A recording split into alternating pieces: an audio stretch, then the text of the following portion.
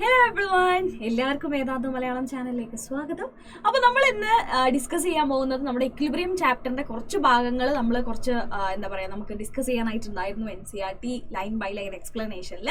അപ്പോൾ എക്സാമൊക്കെ ആയിട്ട് നമ്മൾ NCERT line by line explanation നമ്മളൊരു ഫുൾ സ്റ്റോപ്പ് ഇട്ടിങ്ങനെ നിൽക്കുകയായിരുന്നു. അപ്പോൾ നമ്മൾ ഇനിയും റീസ്റ്റാർട്ട് ചെയ്യാൻ പോവാണ്. നിങ്ങളിപ്പോൾ വെക്കേഷനിലൊക്കെ ആയിരിക്കും. അപ്പോൾ നമുക്ക് ഉഷാറായിട്ട് നമ്മുടെ NCERT ലൈൻ ബൈ ലൈൻ മുന്നോട്ട് കൊണ്ടുപോകാം. അപ്പോൾ ഇന്ന് നമ്മൾ ഡിസ്കസ് ചെയ്യാൻ പോകുന്ന ചാപ്റ്റർ ഇസ് ഇക്വിലിബ്രിയം. ഇക്വിലിബ്രിയത്തിൽ സ്പെസിഫിക്കലി നമ്മൾ ഇന്ന് ഡിസ്കസ് ചെയ്യാൻ പോകുന്നത് എന്താണ്? അയോണിക് ഇക്വിലിബ്രിയം ആണ്. അയോണിക് ഇക്വിലിബ്രിയം എന്താണ്? അവിടെ നമുക്ക് പഠിക്കാനായിട്ടുള്ള ഒരുപാട് പുതിയ കാര്യങ്ങളൊക്കെ ഉണ്ട്. അപ്പോൾ അതാണ് നമ്മൾ ഡിസ്കസ് ചെയ്യാൻ പോകുന്നത്. നമ്മൾ എന്നും പറയുന്ന പോലെ തന്നെ ഈ ഒരു ക്ലാസ് കേൾക്കുന്ന സമയത്ത് നിങ്ങൾ NCERT നിങ്ങൾ തുറന്നു വെച്ചിട്ട് എൻ്റെ കൂടെ വായിച്ച് പഠിച്ച് മനസ്സിലാക്കാനായിട്ട് നോക്കുക. എന്തെങ്കിലും ഡൗട്ട് നിങ്ങൾക്ക് ഉണ്ടെങ്കിൽ നമ്മുടെ വീഡിയോൻ്റെ താഴെ നിങ്ങൾക്ക് കമൻറ്റ് ചെയ്യാം. മാം ഇത് മനസ്സിലായില്ല എന്താണ് എന്ന് ചോദിച്ചിട്ട് എന്തായാലും അതിൻ്റെ ആൻസർ ഞാൻ നിങ്ങൾക്ക് തരുന്നതായിരിക്കും. നിങ്ങളൊരു നീറ്റ് JEE നിങ്ങളുടെ ബോർഡ് എക്സാം എന്ത് എഴുതാൻ പോകുന്ന കുട്ടിയാണെങ്കിലും നിങ്ങൾക്ക് യൂസ്ഫുൾ ആയിട്ടുള്ള ഒരു സെഷനാണ് നമ്മുടെ NCERT ലൈൻ ബൈ ലൈൻ എന്ന് പറയുന്നത്. സോ യെസ്, നിങ്ങൾ അത് കംപ്ലീറ്റ് ആയിട്ട് യൂസ്ഫുൾ ആയിട്ട് യൂസ് ചെയ്യാനായിട്ട് നോക്കുക. ഈ സെഷൻസ് ഒക്കെ നിങ്ങൾ നല്ല രീതിയിൽ ഫുള്ള് കണ്ടിട്ട് പഠിച്ച് അടിപൊളിയായിട്ട് ക്വസ്റ്റ്യൻസ് ഒക്കെ പ്രാക്ടീസ് ചെയ്ത് ചെയ്യാനായിട്ട് നോക്കുക. നമ്മുടെ ഈ ഒരു വെക്കേഷൻ ഒന്നും നമുക്ക് ഫുള്ളായിട്ട് കളിച്ച് കളയാൻ പറ്റുന്ന വെക്കേഷൻ അല്ല. കാരണം നമുക്ക് കുറച്ച് മാസത്തിൽ നമ്മുടെ ബോർഡ് എക്സാംസ് വരികയാണ്, നിങ്ങളെ കോമ്പറ്റീറ്റീവ് എക്സാംസ് വരികയാണ് കുറച്ചും കൂടെ കഴിഞ്ഞാൽ. സോ അതൊക്കെ നമ്മളിപ്പോൾ തന്നെ നമ്മൾ കുറച്ച് സീരിയസ് ആയിട്ട് പോയാൽ മാത്രമേ എല്ലാം നമ്മൾ വിചാരിച്ച രീതിയിൽ ചെന്ന് അവസാനിക്കുകയുള്ളൂ. സോ നമുക്ക് കൂടുതൽ സമയം കളയാതെ നമ്മുടെ ടോപ്പിക്കിലേക്ക് പോവാം. അതിന് മുന്നേ ഞാൻ റെക്കോർഡ് ആവുന്നില്ലേ എന്നൊന്നും കൂടെ ഒന്ന് ഉറപ്പ് വരുത്തിയതാണ്. അപ്പോൾ യെസ്, കൂടുതൽ സമയം കളയാതെ നമുക്ക് പോവാം. സോ നമ്മൾ ഡിസ്കസ് ചെയ്യുന്നത് അയോണിക് ഇക്വിലിബ്രിയം ഇൻ സൊല്യൂഷൻസ് ആണ്. അപ്പോൾ നമ്മൾ ഇത്രയും നേരം പറഞ്ഞുകൊണ്ടിരുന്ന എന്തിനെ കുറിച്ചിട്ടായിരുന്നു? കെമിക്കൽ ഇക്വിലിബ്രിയത്തിനെ കുറിച്ചിട്ടായിരുന്നു അല്ലേ? സോ കെമിക്കൽ ഇക്വിലിബ്രിയം എന്ന് പറയുമ്പോൾ അതിൽ കൂടുതൽ നമ്മൾ പറഞ്ഞത് എന്താണ്? നമ്മുടെ ഓരോ കെമിക്കൽ റിയാക്ഷൻസിനെ കുറിച്ചിട്ടായിരുന്നു, അവിടെയുള്ള ഇക്വിലിബ്രിയത്തിനെ കുറിച്ചിട്ടായിരുന്നു. ഇപ്പൊ നമ്മൾ പറയാൻ പോകുന്നത് നമ്മൾ ഇക്വിലിബ്രിയത്തിനെ കുറിച്ചിട്ട് തന്നെയാണ്. ആ ഇക്വിലിബ്രിയത്തിൽ എന്തുണ്ട്? അയോൺസ് ഇൻവോൾവ് ആയിട്ടുണ്ട്. അയോൺസ് ഇൻവോൾവ് ആയിട്ടുള്ള ഇക്വിലിബ്രിയത്തിനെ നമ്മൾ വിളിക്കുന്ന പേരാണെന്ത്? Ionic equilibrium. നിങ്ങളവിടെ കണ്ടല്ലോ Fe3+ SCN-. ഇങ്ങനെ അയോൺസ് ആണ് ഒരു ഇക്വിലിബ്രിയത്തിൽ ഉള്ളത് എന്നുണ്ടെങ്കിൽ അതിനെ നമുക്ക് എന്ത് വിളിക്കാം? അയോണിക് ഇക്വിലിബ്രിയം എന്ന് വിളിക്കാം. ഓക്കെ അല്ലേ? So there are numerous equilibria that involve ions only. In the following sessions we will be studying equilibria involving ions. It is well known that in the aqueous solution of sugar does not conduct electricity. കാരണം നമുക്കറിയാം, നമ്മൾ ഷുഗറിനെ വാട്ടറിലേക്ക് ഇട്ട് കഴിഞ്ഞാൽ അവരെന്ത് ചെയ്യുന്നില്ല? Electricity conduct ചെയ്യുന്നില്ല. കാരണം എന്താണ്? അവിടെ അയോൺസ് ഒന്നും ഫോം ചെയ്യപ്പെടുന്നില്ല. കറക്റ്റ് അല്ലേ? ഹൗവർ പക്ഷേ നമ്മളൊരു കോമൺ സോൾട്ട് സോഡിയം ക്ലോറൈഡ് എടുത്ത് വാട്ടറിലേക്ക് ഇട്ട് കഴിഞ്ഞാൽ അവരെന്ത് ചെയ്യും? ഇലക്ട്രിസിറ്റി കണ്ടക്ട് ചെയ്യും. കാരണം എന്താണ്? അവിടെ Na+Cl- എന്ന് പറഞ്ഞ അയോൺസ് അവിടെ എന്ത് ചെയ്യുന്നുണ്ട്? പ്രൊഡ്യൂസ് ചെയ്യപ്പെടുന്നുണ്ട്. പക്ഷെ നമ്മൾ ഷുഗറിനെ C6H12O6 ഇട്ട് എടുത്തു കഴിഞ്ഞാൽ ഇവർ അയോൺസ് ഫോം ചെയ്യുന്നുണ്ടോ? ഇല്ല. അതുകൊണ്ടാണ് ഇവർ കണ്ടക്ട് ചെയ്യാത്തതും ഇവർ കണ്ടക്ട് ചെയ്യുന്നതും. കാരണം അയോൺസ് ഉണ്ടാവണം, അല്ലെങ്കിൽ ഫ്രീ ഇലക്ട്രോൺസ് ഉണ്ടാവണം. അവിടെ മാത്രമേ എന്ത് ചെയ്യുള്ളൂ? ഇലക്ട്രിസിറ്റി കണ്ടക്ട് ചെയ്യാനായിട്ട് കഴിയുള്ളൂ. കറക്റ്റ് അല്ലേ? നിങ്ങൾക്ക് അറിയുന്ന കാര്യമാണല്ലോ ഇത്. Yes, okay. Also, the conductance of electricity increases with an increase in concentration of common salt. Common saltന്റെ കോൺസെൻട്രേഷൻ നമ്മളിങ്ങനെ ഇൻക്രീസ് ചെയ്യുന്നതിനനുസരിച്ച് അവരുടെ കണ്ടക്ടിവിറ്റിയും എന്ത് ചെയ്യും? ഇൻക്രീസ് ചെയ്യും. കാരണം അവിടെ കൂടുതൽ അയോൺസ് എന്ത് ചെയ്യും? പ്രൊഡ്യൂസ് ചെയ്യും. Michael Faraday classified the substance into two categories based on their ability to conduct electricity. One category of substance which conduct electricity in their aqueous solutions are called electrolytes. ചില ആളുകൾ അവരുടെ aqueous solutionൽ നമ്മൾ അവരെ എടുത്തു കഴിഞ്ഞാൽ അവരെന്ത് ചെയ്യുന്നുണ്ട്? ഇലക്ട്രിസിറ്റി കണ്ടക്ട് ചെയ്യുന്നുണ്ടെങ്കിൽ അവരെ നമ്മൾ വിളിക്കുന്ന പേരാണെന്ത്? electrolytes, while other do not and thus referred to as non-electrolytes. So electrolytes in example ആയിട്ട് നമുക്ക് NaCl പറയാം, കോമൺ സോൾട്ട് പറയാം. നോൺ ഇലക്ട്രോലൈറ്റ് ആയിട്ട് നമുക്ക് ആരെ പറയാം? നമ്മുടെ ഷുഗറിനെ പറയാം. കറക്റ്റ് അല്ലേ? Faraday further classified electrolytes into strong and weak electrolytes. ഇലക്ട്രോലൈറ്റ്സിൽ തന്നെ അദ്ദേഹം എന്ത് ചെയ്തു? രണ്ട് ടൈപ്പായിട്ട് പറഞ്ഞു. ആരൊക്കെയാണ്? സ്ട്രോങ് ഇലക്ട്രോലൈറ്റ്സ് ഉണ്ട്, വീക്ക് ഇലക്ട്രോലൈറ്റ്സ് ഉണ്ട്. സ്ട്രോങ് ഇലക്ട്രോലൈറ്റ്സ് എന്ന് പറഞ്ഞു കഴിഞ്ഞാൽ ആരാണത്? അവർ പെട്ടെന്ന് അല്ലെങ്കിൽ നല്ല രീതിയിൽ കണ്ടക്ട് ചെയ്യുന്ന ആളുകളെ നമുക്ക് സ്ട്രോങ് എന്ന് വിളിക്കാം. അത് നമ്മളിപ്പോൾ കാണും. Strong electrolytes on dissolution of water are ionised almost complete ആയിട്ട് അവരെന്ത് ചെയ്യുന്നുണ്ട്? അയോണൈസ് ചെയ്യുന്നുണ്ട്. While weak electrolytes are only partially dissociate ചെയ്യുന്നുള്ളൂ. അവർ കംപ്ലീറ്റ് ആയിട്ട് ഡിസോസിയേറ്റ് ചെയ്തിട്ട് നല്ലൊരു കണ്ടക്ടിവിറ്റി അവിടെ എന്ത് ചെയ്യുന്നില്ല? അവർ കാണിക്കുന്നില്ല. സ്ട്രോങ് ഇലക്ട്രോലൈറ്റ് ആണെങ്കിൽ അവർ നമ്മൾ അക്വസ് സൊല്യൂഷനിലേക്ക് ഇടുന്ന അപ്പം തന്നെ അവർ കംപ്ലീറ്റ് ആയിട്ട് ഡിസോസിയേറ്റ് ചെയ്തിട്ട് Na+Cl- അയോൺസ് ആയിട്ട് മാറുന്നു, ഇലക്ട്രിസിറ്റി കണ്ടക്ട് ചെയ്യുന്നു. ഇതെല്ലാം നമുക്ക് കാണാനായിട്ട് കഴിയും. ഓക്കെ അല്ലേ? For example, an aqueous solution of sodium chloride is comprised entirely of Na+ ions and Cl- ions, while that of acetic acid, നമുക്ക് സോഡിയം ക്ലോറൈഡ് എടുക്കുന്നുണ്ട്, അസറ്റിക് ആസിഡ്. സോഡിയം ക്ലോറൈഡ് എടുക്കുമ്പോൾ എന്താണ്? NaCl കംപ്ലീറ്റ് ആയിട്ട് Na+ഉം Cl- ആയിട്ട് മാറും. പക്ഷേ ഞാൻ എടുക്കുന്നത് അസറ്റിക് ആസിഡ് ആണെങ്കിൽ ഇവർക്കിടയിൽ ഒരു ഇക്വിലിബ്രിയം എന്ത് ചെയ്യും? എക്സിസ്റ്റ് ചെയ്യും. കാരണം ഇവരെന്ത് ചെയ്യുന്നില്ല? കംപ്ലീറ്റ് ആയിട്ട് അയോണൈസ് ചെയ്ത് പോകുന്നില്ല. അതാണ് ഇവിടെ പറയുന്നത്. വൈൽ നമ്മൾ എന്തെടുക്കുന്നത്? Acetic acid mainly contains unionised acetic acid molecule and only some acetate ions and hydronium ion. That means ഇവർക്കിടയിൽ എന്ത് എക്സിസ്റ്റ് ചെയ്യുന്നുണ്ട്? ഒരു ഇക്വിലിബ്രിയം എക്സിസ്റ്റ് ചെയ്യുന്നുണ്ട്. This is because there are almost 100% ionisation in case of sodium chloride as compared to less than 5% ionisation of acetic acid which is weak electrolyte. അതുകൊണ്ട് തന്നെ നമുക്ക് NaCl ഒരു strong electrolyte എന്നും അതേസമയം തന്നെ നമ്മുടെ CH3COH നമുക്ക് എന്തെന്നും വിളിക്കാം? ഒരു വീക്ക് ഇലക്ട്രോലൈറ്റ് ആണ് എന്ന് നമുക്ക് വിളിക്കാനായിട്ട് കഴിയും. ക്ലിയർ അല്ലേ? ഓക്കെ അല്ലേ? യെസ്. അപ്പോൾ നമ്മുടെ ഇക്വിലിബ്രിയം എസ്റ്റാബ്ലിഷ് ചെയ്യുന്നത് ആരുടെ കേസിലാണ്? നമ്മുടെ വീക്ക് ഇലക്ട്രോലൈറ്റ്സിന്റെ കേസിലാണ് ഒരു ഇക്വിലിബ്രിയം അവിടെ എന്ത് ചെയ്യുന്നത്? എക്സിസ്റ്റ് ചെയ്യുന്നത്. സ്ട്രോങ് ഇലക്ട്രോലൈറ്റിന്റെ കേസിൽ ഒരു ഇക്വിലിബ്രിയത്തിന്റെ ആവശ്യമില്ല, കാരണം അവർ കംപ്ലീറ്റ് ആയിട്ട് എന്ത് ചെയ്യുന്നുണ്ട്? അയോണൈസ് ചെയ്ത് പോകുന്നുണ്ട്. This type of equilibrium involving ions in aqueous solution is called എന്ത്? അയോണിക് ഇക്വിലിബ്രിയം എന്നാണ് നമ്മൾ അതിനെ വിളിക്കാറുള്ളത്.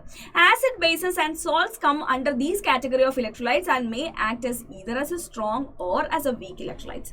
ആസിഡ്സും ബേസസും സോൾട്ട്സും ഒക്കെ ഇങ്ങനെ നമ്മുടെ ഇലക്ട്രോലൈറ്റ്സിന്റെ കാറ്റഗറിയിലാണ് വരുന്നത്. ഒന്നുകിൽ അവർ സ്ട്രോങ് ഇലക്ട്രോലൈറ്റ് ആയിട്ട് ആക്ട് ചെയ്യാം, അല്ലെങ്കിൽ ഒരു വീക്ക് ഇലക്ട്രോലൈറ്റ് ആയിട്ടും അവരെ ആക്ട് ചെയ്യാം. അപ്പൊ നമ്മൾ ഇനി പഠിക്കാൻ പോകുന്നത് ആസിഡ്സും ബേസസും സോൾട്ടിനെയൊക്കെ കുറിച്ചിട്ടാണ്.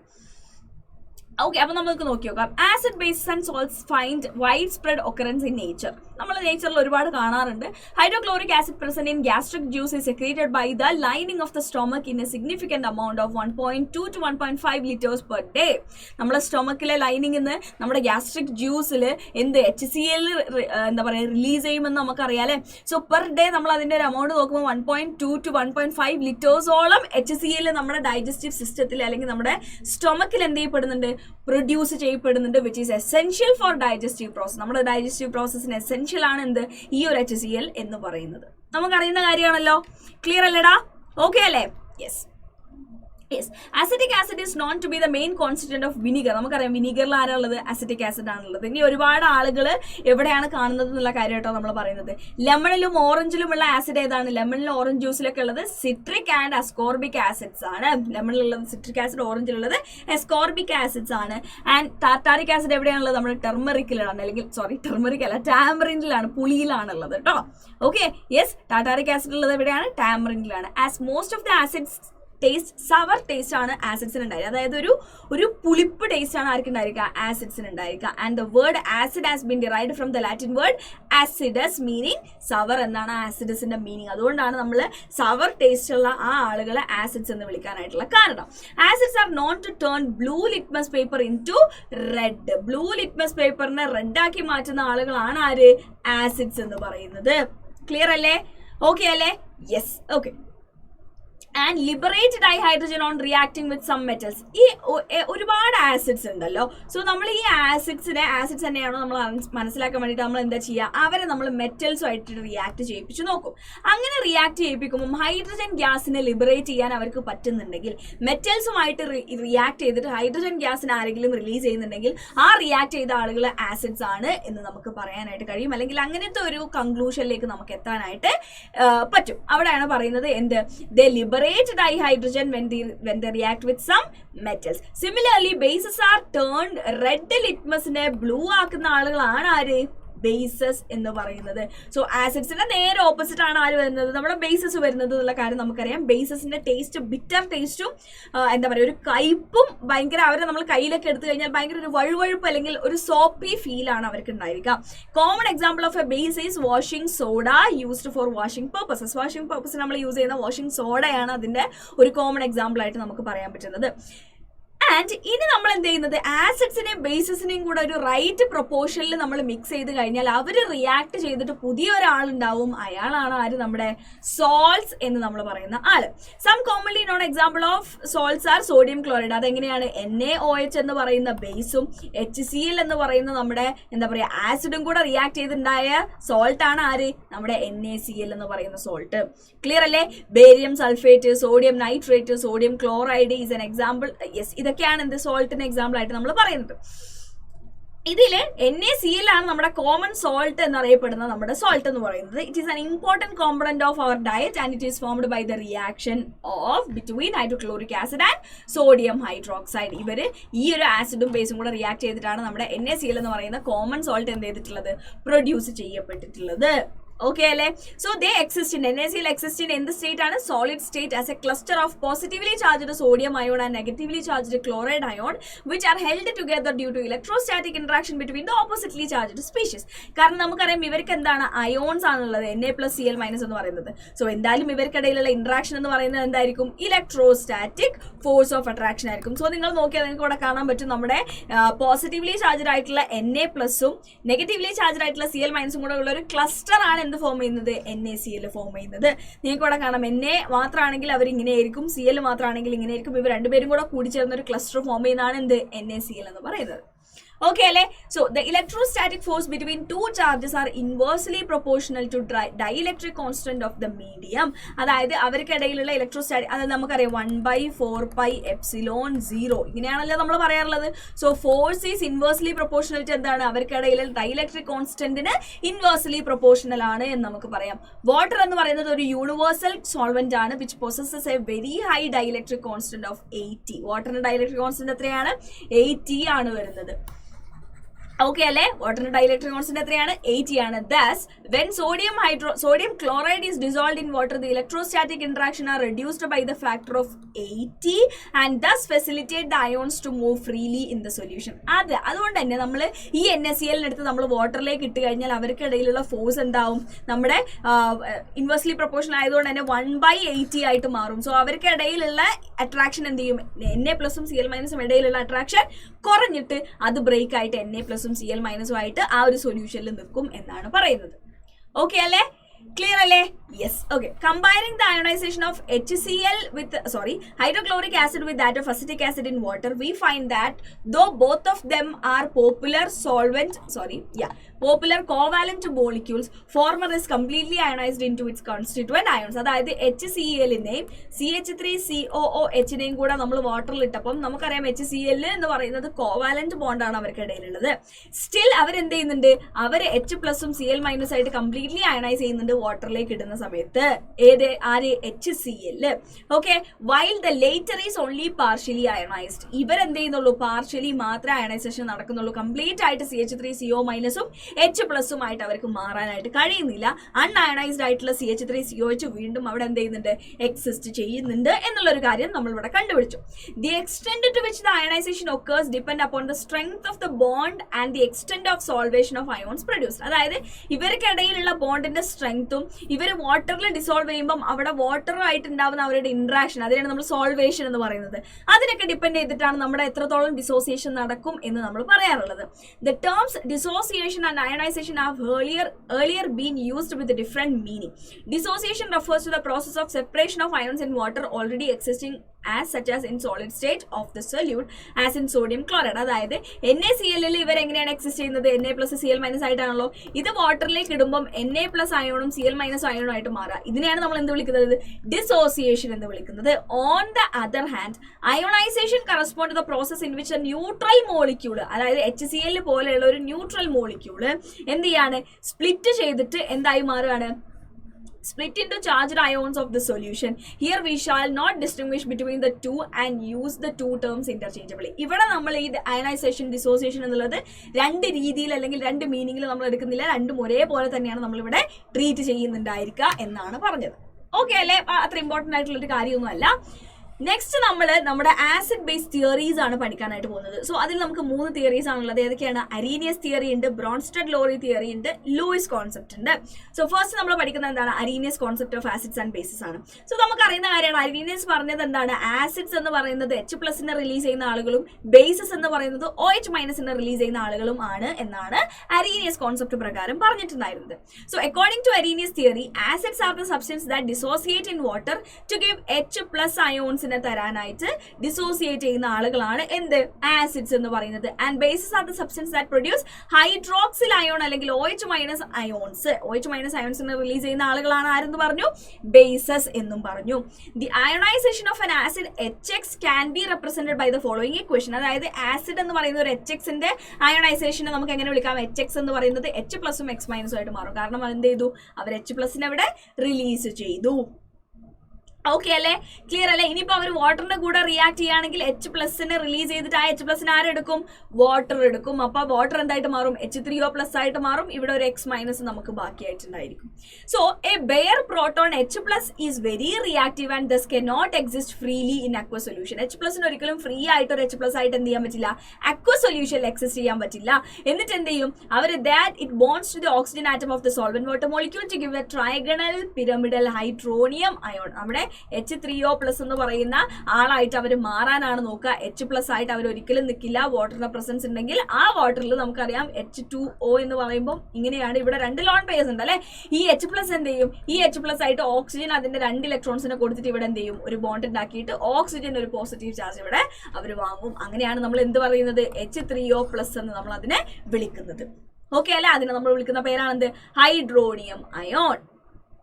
Okay, so in this chapter we shall use H+ and H3O+ interchangeably. നമുക്ക് H+ എന്നും H3O+ എന്നും നമുക്ക് എന്ത് ചെയ്യാം? എഴുതാം. H+ എഴുതുന്ന സ്ഥലത്ത് H3O+ എഴുതാം, H3O+ എഴുതുന്ന സ്ഥലത്ത് H+ എഴുതാം. അങ്ങനത്തെ പ്രശ്നങ്ങളൊന്നും ഈ ചാപ്റ്ററിൽ നമ്മൾ ഡിസ്കസ് ചെയ്യുമ്പോൾ നമ്മൾ എടുക്കുന്നില്ല എന്നാണ് പറയുന്നത്. നമുക്ക് എന്ത് വേണമെങ്കിലും യൂസ് ചെയ്യാം. ഓക്കെ അല്ലെ? സിമിലർലി നമ്മളൊരു ബേസ് മോളിക്യൂൾ എടുക്കുകയാണ് വിച്ച് ഈസ് MOH. ഇവരുടെ അയനൈസേഷൻ എങ്ങനെയായിരിക്കും? ബേസസ് എന്ന് പറഞ്ഞാൽ according to Arrhenius concept OH- release ചെയ്യുന്ന ആളുകളാണ്. സോ നമ്മൾ ഒരു അക്വ സൊല്യൂഷൻ എടുത്തു കഴിഞ്ഞാൽ അവിടെ നമുക്ക് OH- പ്രൊഡ്യൂസ് ചെയ്യപ്പെടുന്നുണ്ട്. The hydroxyl ion also exist in the hydrated form in the aqua solution. OH- aqueous ആയിട്ടാണ് ഇവരെന്ത് ചെയ്യുന്നത്? എക്സിസ്റ്റ് ചെയ്യുന്നത്. Arrhenius concept of acids and bases however suffers from the limitation of being applicable only to the aqueous solution and also does not account for the basicity of substances like ammonia which does not process an hydroxyl group. അതായത് ഇവിടെ നമ്മൾ പറഞ്ഞത് നമ്മുടെ Arrhenius കോൺസെപ്റ്റിന്റെ limitation ആണ്. എന്താ limitation? ഇത് only നമുക്ക് aqua സൊല്യൂഷനിൽ മാത്രമേ എന്ത് ചെയ്യുന്നുള്ളൂ? ആപ്ലിക്കബിൾ ആയിട്ടുള്ളൂ. എന്ത്? Arrhenius concept. അതാണ് അതിന്റെ ഒരു ഡിസഡ്വാൻറ്റേജ് എന്ന് പറയുന്നത്. വേറൊരു ലിമിറ്റേഷൻ എന്താണ്? അമോണിയ എന്ന് പറയുന്ന ആളൊരു ബേസ് ആണ് നമുക്കറിയാം. പക്ഷെ അമോണിയ എന്ന് പറയുന്ന ആൾ OH- റിലീസ് ചെയ്യാൻ കഴിയുന്ന ആളാണോ? അല്ല. സ്റ്റിൽ ഇതെന്താണ്? ഒരു ബേസ് ആണ്. അപ്പൊ ഇതിനെക്കുറിച്ച് ഇതിന്റെ ഒരു എക്സ്പ്ലനേഷൻ തരാനും ആർക്ക് സാധിച്ചിട്ടില്ല? അരീനിയസ് കോൺസെപ്റ്റിന് സാധിച്ചിട്ടില്ല. അവിടെയാണ് നമ്മളെ പുതിയ കോൺസെപ്റ്റ് വരുന്നത്. അതാണ് ആര്? നമ്മുടെ ബ്രോൺസ്റ്റഡ്-ലോറി കോൺസെപ്റ്റ്. എന്താ ബ്രോൺസ്റ്റഡ്-ലോറി കോൺസെപ്റ്റിൽ പറയുന്നത്?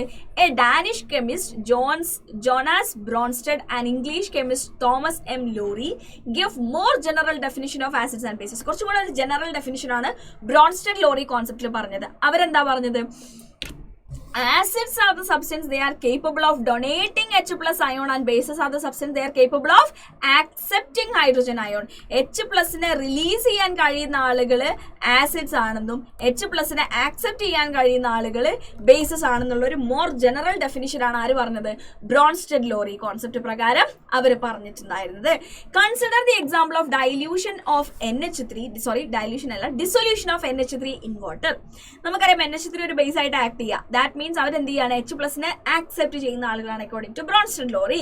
ഇവിടെ ഇവിടെ ബേസ് ആയിട്ട് അമോണിയ ആക്ട് ചെയ്യുകയാണെങ്കിൽ വാട്ടർ ആരായിട്ട് ആക്ട് ചെയ്യണം? ആസിഡായിട്ട് ആക്ട് ചെയ്യണം. ആസിഡായിട്ട് ആക്ട് ചെയ്യുകയാണെങ്കിൽ H+ റിലീസ് ചെയ്യണം. H2O എന്നൊരു H+ പോയി കഴിഞ്ഞാൽ ബാക്കി ആരാണ്ടാവുക? OH-. ഒരു H+ അമോണിയ എടുത്തു കഴിഞ്ഞാൽ അവർ ആരായിട്ട് മാറും? NH4+ ആയിട്ട് മാറും. Okay അല്ലേ?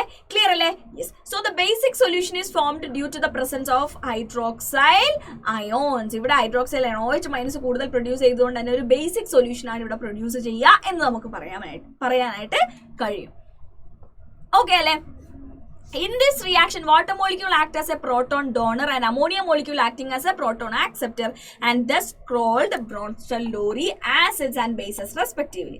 Okay അല്ലേ? ഇനി നമ്മൾ ഇതിന്റെ റിവേഴ്സ് റിയാക്ഷൻ ആണ് നമ്മൾ എടുക്കുന്നത് എന്നുണ്ടെങ്കിൽ റിവേഴ്സ് റിയാക്ഷൻ എടുത്തു കഴിഞ്ഞാൽ H+ is transferred from NH4+ to OH-. In this case NH4+ is acting as a Bronsted acid while OH- is acting as a Bronsted base. അതായത് ഈ റിയാക്ഷന്റെ ബാക്ക്വേർഡ് നമ്മൾ എടുക്കുകയാണ്. ഇവർ രണ്ടുപേരെ നമ്മൾ എടുക്കുകയാണെങ്കിൽ എന്താ സംഭവിക്കുക? ഇയാൾ H+ റിലീസ് ചെയ്യും, എന്നിട്ട് NH3 ആയിട്ട് മാറും. ഈ H+ OH- എടുത്തിട്ട് അയാൾ എന്തായിട്ട് മാറും? H2 ആയിട്ട് മാറും. ഇവിടെ H+ റിലീസ് ചെയ്ത ആരാണ്? NH4+. അപ്പൊ ഇയാൾ എന്തായിട്ട് ആക്ട് ചെയ്യുന്നത്? ആസിഡ് ആയിട്ട്. ഇവിടെ H+ എടുത്തത് ആരാണ്? OH-. ഇയാൾ എന്തായിട്ട് ആക്ട് ചെയ്യും? ബേസ് ആയിട്ടും ആക്ട് ചെയ്യും. അതാണ് ഇവിടെ പറഞ്ഞത്. Okay അല്ലേ? Yes. So in this case NH4+ acting as a Bronsted acid and while OH- acted as a Bronsted base. So this acid base pair that differ by only one proton are called conjugate acid base pairs എന്ന് നമുക്ക് പറയാനായിട്ട് കഴിയും. That means നമ്മളെ വാട്ടറിനെയും OH- ഇതൊരു conjugate acid base concept ആണ്. ഇതെന്താണ്? ഇതെന്താണ്? Acid ആണെങ്കിൽ ഇതെന്താണ്? അതിന്റെ കോൺജുഗേറ്റ് ബേസ് ആണ് എന്ന് നമുക്ക് പറയാനായിട്ട് കഴിയും. Okay, Ale?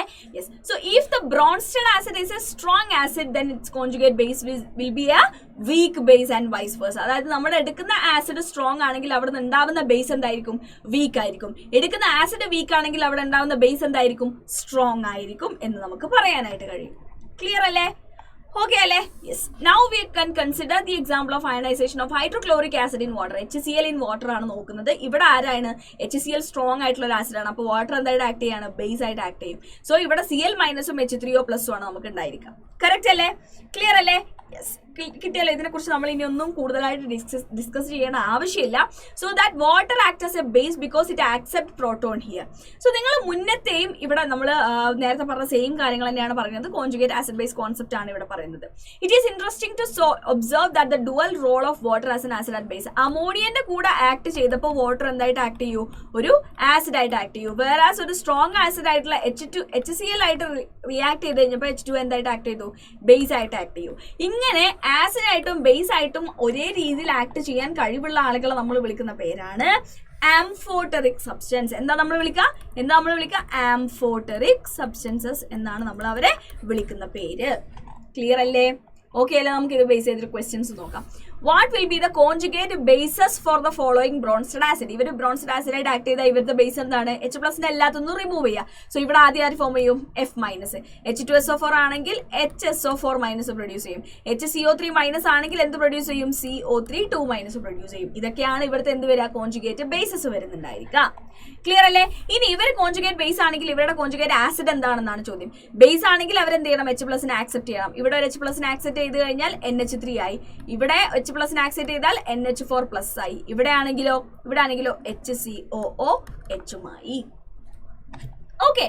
The species H2O, HCO3-, HSO4- and NH3 can act as both as Bronsted acid and bases. For each give their corresponding conjugate acid and bases. അപ്പോൾ ആദ്യം നമുക്ക് തന്ന സ്പീഷീസ് ആരാണ്? H2O. അതൊരു കോൺജുഗേറ്റ് ആസിഡ് ആയിട്ട് act ചെയ്ത് അല്ലെങ്കിൽ Bronsted acid ആയിട്ട് ആക്ട് ചെയ്ത് കഴിഞ്ഞാൽ അവർക്ക് എന്തുണ്ടാവും? കോൺജുഗേറ്റ് ബേസ് ഉണ്ടാവുമല്ലോ. അതെന്തായിരിക്കും?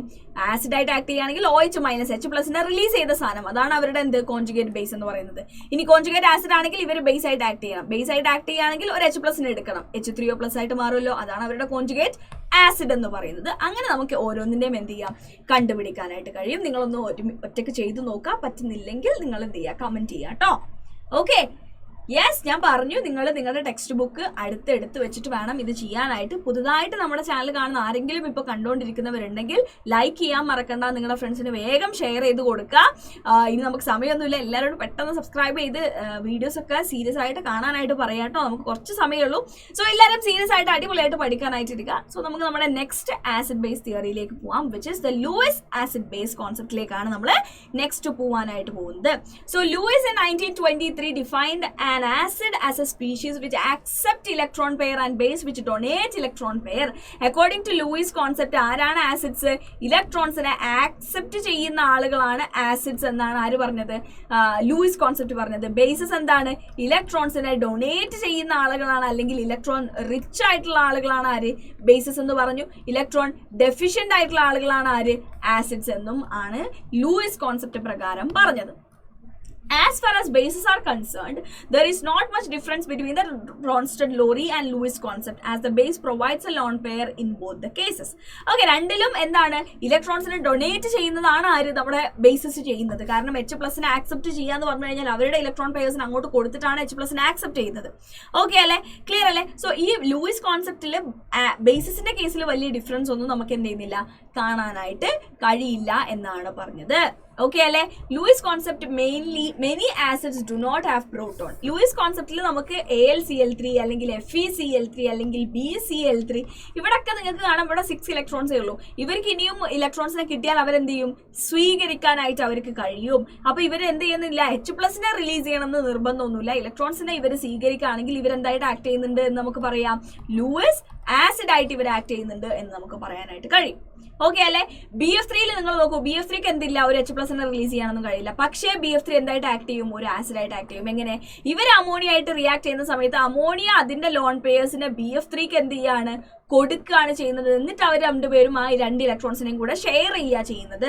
ദാറ്റ് മീൻസ് ഇവിടെ BF3 എന്തായിട്ട് ആക്ട് ചെയ്യുന്നുണ്ട്, ഒരു ആസിഡ് ആയിട്ട് ആക്ട് ചെയ്യുന്നുണ്ട്. വേറെ അമോണിയ ആരായിട്ട് ആക്ട് ചെയ്യുന്നുണ്ട്, ഒരു ബേസ് ആയിട്ടും ആക്ട് ചെയ്യുന്നുണ്ട് എന്ന് നമുക്ക് പറയാം. അതുകൊണ്ട് തന്നെ എല്ലാ പോസിറ്റീവ്ലി ചാർജ്ഡ് ആയിട്ടുള്ള അയോൺസും ഇലക്ട്രോൺ ഡെഫിഷ്യന്റ് ആയിട്ടുള്ള മോളിക്യൂൾസ് ഒക്കെ ലൂയിസ് ആസിഡ്സ് ആയിട്ട് ആക്ട് ചെയ്യും. ഇലക്ട്രോൺ റിച്ച് ആയിട്ടുള്ള ലോൺ പെയേഴ്സ് ഒക്കെ പ്രസന്റ് ആയിട്ടുള്ള നെഗറ്റീവ്ലി ചാർജ്ഡ് ആയിട്ടുള്ള ആളുകളൊക്കെ എന്തായിട്ട് ആക്ട് ചെയ്യും, ലൂയിസ് ബേസസ് ആയിട്ടും ആക്ട് ചെയ്യും. ഓക്കെ അല്ലേ. അപ്പൊ നിങ്ങൾക്ക് ഇവിടെ കാണാം നെഗറ്റീവ് ചാർജ് ഇവർ രണ്ടുപേരും ആരായിട്ട് ആക്ട് ചെയ്യും, ബേസ് ആയിട്ട് ആക്ട് ചെയ്യും. H+ BCl3 ഇലക്ട്രോൺ എന്താ പറയുക ഡെഫിഷ്യന്റ് ആണ് രണ്ടുപേരും. ഇവർ ആരായിട്ട് ആക്ട് ചെയ്യും, ആസിഡ്സ് ആയിട്ടും ആക്ട് ചെയ്യും എന്ന് നമുക്ക് പറയാം. ഓക്കെ അല്ലേ. ഇനി അപ്പൊ നമ്മൾ ആസിഡ് ബേസ് കോൺസെപ്റ്റ് നമ്മൾ എല്ലാം പഠിച്ചു കഴിഞ്ഞു. ഇനി നമുക്ക് അവരുടെ ionisation of acids and bases ആണ് നെക്സ്റ്റ് നമ്മൾ നോക്കാനായിട്ട് പോകുന്നത്. ഓക്കെ അല്ലേ, ക്ലിയർ അല്ലേ? യെസ്. അപ്പൊ നമുക്ക് നോക്കി നോക്കാം എങ്ങനെയാണ് ionisation of acids and bases നടക്കുന്നത് എന്നുള്ള കാര്യം. യെസ്. അപ്പോൾ അയണൈസേഷൻ ഓഫ് ആസിഡ്സ് ആൻഡ് ബേസസിൽ Arrhenius concept of acids and bases become useful in the case of ionisation of acids and bases എന്നാണ് പറയുന്നത്. ഓക്കെ, നമുക്ക് നോക്കാം എങ്ങനെയാണെന്നുള്ള കാര്യം. Yes, as mostly ionization in chemical and biological system occur in aqueous medium, strong acids like perchloric acid, HClO4 ആണ് നമ്മൾ perchloric acid, hydrochloric acid, hydrobromic acid, hydroiodic acid, nitric acid and sulfuric acid are termed as strong because they are almost completely dissociated into their constituent ions in aqueous medium. Aqueous medium complete ആയിട്ട് അവർ dissociate ചെയ്യുന്നുണ്ടെങ്കിൽ അവരെയാണ് നമ്മൾ strong acids എന്ന് പറയാറുള്ളത്. thereby acting as a proton അല്ലെങ്കിൽ H+ donor. Similarly strong bases like നമ്മുടെ LiOH, sodium hydroxide, potassium hydroxide, cesium hydroxide and barium hydroxide are almost completely dissociated into their ions and in aqueous medium giving hydroxide ions. അപ്പോൾ നമുക്ക് പറയാം according to Arrhenius concept they are strong acids and bases as they completely dissociate അവരുടെ ions ആയിട്ട് aqueous medium complete ആയിട്ട് അവർ dissociate ചെയ്യുന്നതുകൊണ്ട് തന്നെ ഇവരെ നമുക്ക് strong Arrhenius acids and bases എന്ന് നമുക്ക് വിളിക്കാനായിട്ട് കഴിയും. കാരണം അവർ H3O+ ആൻഡ് OH- അയോൺസിന് അവർ എന്ത് ചെയ്യുന്നുണ്ട്, പ്രൊഡ്യൂസ് ചെയ്യപ്പെടുന്നുണ്ട്. ഓക്കെ അല്ലേ? Yes. Okay. Alternatively the strength of N acid and A base may also be gauged in terms of Bronsted-Lowry concept of acids and bases, wherein the strong acid means good proton donor and strong base implies good proton acceptor. നമ്മൾ Luis base acid base കോൺസെപ്റ്റിലാണ് പറഞ്ഞത് aqueous മീഡിയത്തിൽ complete ആയിട്ട് dissociate ചെയ്യുന്നവരാണ് strong ആസിഡ്സും ബേസസും എന്നുള്ളത്. അതിന് നമ്മൾ Bronsted-lorry കോൺസെപ്റ്റിലേക്ക് എടുക്കുന്ന സമയത്ത് ഏറ്റവും പെട്ടെന്ന് H+ റിലീസ് ചെയ്യുന്ന ആളുകൾ സ്ട്രോങ് ആസിഡ്സും ഏറ്റവും ഈസി ആയിട്ട് H+ എടുക്കുന്ന ആളുകൾ സ്ട്രോങ് ബേസസും എന്നാണ് നമ്മൾ ബ്രോൺസ്റ്റഡ്-ലോറി കോൺസെപ്റ്റ് പ്രകാരം നമ്മൾ പറയുന്നത്. ഓക്കെ, അപ്പൊ നമ്മളൊരു acid base dissociation equilibrium of a weak acid നമ്മൾ എടുക്കുകയാണ്. HA എന്ന് പറയുന്ന ഒരു വീക്ക് ആസിഡ് ഉണ്ട്. അത് വാട്ടറിന്റെ പ്രസൻസിൽ എടുക്കുമ്പോൾ അവരെന്ത് ചെയ്യുന്നില്ല, കംപ്ലീറ്റ് ആയിട്ട് അയണൈസ് ചെയ്യപ്പെടുന്നില്ല. ഇവരെന്ത് ചെയ്യും, H+ റിലീസ് ചെയ്തിട്ട് A- ഈ H+ന്റെ H2O എടുത്തിട്ട് H3O+ ആയിട്ട് മാറും. Okay, alle? Yes. Okay. In section 7.102, we saw that the acids and bases dissociation equilibrium is dynamic, involving the transfer of proton in the forward and reverse reactions. അതായത് ഇവിടെയും പ്രോട്ടോണിന്റെ transfer നടക്കുന്നത് തിരിച്ച് reverse റിയാക്ഷനിലും എന്താണ്, ഇവർ ഈ H+ ഇങ്ങോട്ട് കൊടുക്കുന്നു, HAയും H2Oയും ആയിട്ട് മാറുന്നു. സോ എന്താ നടക്കുന്നത്, നമ്മുടെ എന്താ പറയുക H+ അങ്ങോട്ടും ഇങ്ങോട്ടുമുള്ള ട്രാൻസ്ഫർ തന്നെയാണ് നടക്കുന്നത്. So what is a driving force behind it എന്നുള്ളതാണ് നമ്മൾ നെക്സ്റ്റ് നോക്കുന്നത്. In order to answer these questions we shall deal to the issue of comparing the strength of two acids involved in the dissociation of the equilibrium. അതായത് നമ്മളിപ്പം HA and H3O+ എന്ന് പറയുന്ന നമ്മൾ രണ്ട് ആസിഡ്സിനെ നമ്മൾ എടുക്കുകയാണ്. ഇവിടെ നമ്മുടെ ആസിഡ് ആരാണ്, HA ആണ്. ബാക്ക്വേർഡിൽ ആരാണ് ആസിഡ്, H3O+ ആണ്. ഈ രണ്ട് ആസിഡ്സിനെ നമ്മൾ എടുത്തിട്ട് yes we have to see that which among them is a stronger proton donor ആരാണ് നമുക്ക് കണ്ടുപിടിക്കണം. which ever exceeds in its tendency to donating a proton over the other shall be termed as a stronger acid and the equilibrium will shift in the direction of weaker acids. നമുക്ക് പറയാൻ പറ്റും ആരാണ് പെട്ടെന്ന് H+ കൊടുക്കുന്നത് അയാളാണ് stronger. And equilibrium ഏത് സൈഡിലേക്ക് പോകും, സ്ട്രോങ്ങർ ആസിഡ് വീക്ക് ആസിഡ് ആയിട്ട് മാറുന്ന ആ ഒരു രീതിയിലേക്കായിരിക്കും ഇക്വിലിബ്രിയം ഷിഫ്റ്റ് ചെയ്യുന്നുണ്ടായിരിക്കാം. If HA is a stronger acid than H3O+, then HA will donate protons and not H3O+. Okay, HA ആണ് സ്ട്രോങ് ആസിഡ് എന്നാണെങ്കിൽ തീർച്ചയായിട്ടും HA ആണ് എന്ത് ചെയ്യുക, H+ റിലീസ് ചെയ്യുന്നുണ്ടായിരിക്കുക. എന്നിട്ട് അവർ A- H3O+ഉമായിട്ട് മാറുകയാണ് ചെയ്യുക. The equilibrium moves in the direction of formation of a weak acid and a weak base because strong acid donate proton to strong base. അതായത് എവിടെ നിന്ന് എങ്ങോട്ട് പോയി എന്നുള്ളതിനനുസരിച്ച് നമുക്ക് പറയാം. അപ്പോൾ നമ്മുടെ റിയാക്ടന്റിന്റെ സൈഡിലുള്ള ആളുകളായിരിക്കും സ്ട്രോങ്, പ്രോഡക്റ്റിന്റെ സൈഡിലുള്ള ആളുകളായിരിക്കും വീക്ക് എന്ന് നമുക്ക് പറയാനായിട്ട് കഴിയും.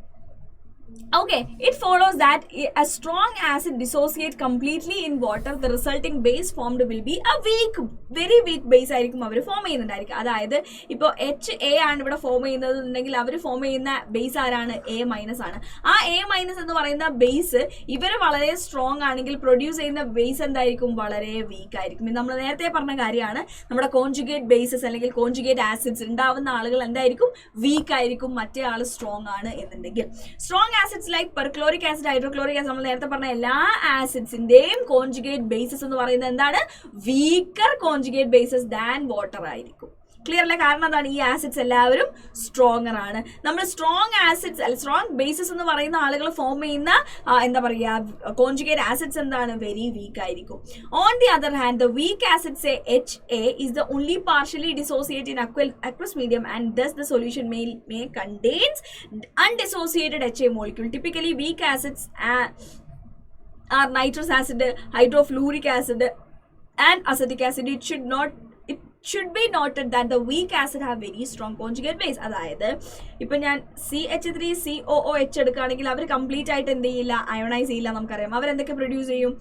CH3COO- H+. ഇതാണ് ഇവിടുത്തെ കോൺജുഗേറ്റ് ബേസ്. ഇതൊരു വീക്ക് ആസിഡ് ആയതുകൊണ്ട് തന്നെ ഇവിടെ ഉണ്ടാവുന്ന കോൺജുഗേറ്റ് ബേസ് എന്ന് പറയുന്നത് എന്തായിരിക്കും? സ്ട്രോങ് ആയിട്ടുള്ള ഒരു കോൺജുഗേറ്റ് ബേസ് ആയിരിക്കും ഇവിടെ ഉണ്ടാവുന്നത്. വൈസ് വേഴ്സ നമുക്ക് നേരത്തെ പറയാം. അതായത് നമ്മൾ എടുക്കുന്നത് ഒരു വീക്ക് ബേസ് ആണെങ്കിൽ അവരുണ്ടാക്കുന്ന കോൺജുഗേറ്റ് ആസിഡ് എന്തായിരിക്കും? സ്ട്രോങ് ആയിരിക്കും എന്നുള്ള കാര്യം. Certain water soluble organic compounds like phenolphthalein and bromothymol blue behave as a weak acid and exhibit different colors in their acid and conjugate base forms. അതായത് നമ്മളൊരു acid indicator colour A എടുക്കുകയാണെങ്കിൽ അതിനെ നമ്മൾ വാട്ടറിൽ ഇട്ട് കഴിഞ്ഞാൽ അത് കോൺജുഗേറ്റ് എന്തായിട്ട് മാറും? ബേസ് ആയിട്ട് മാറും. അതിന്റെ കളർ എന്തായിരിക്കും?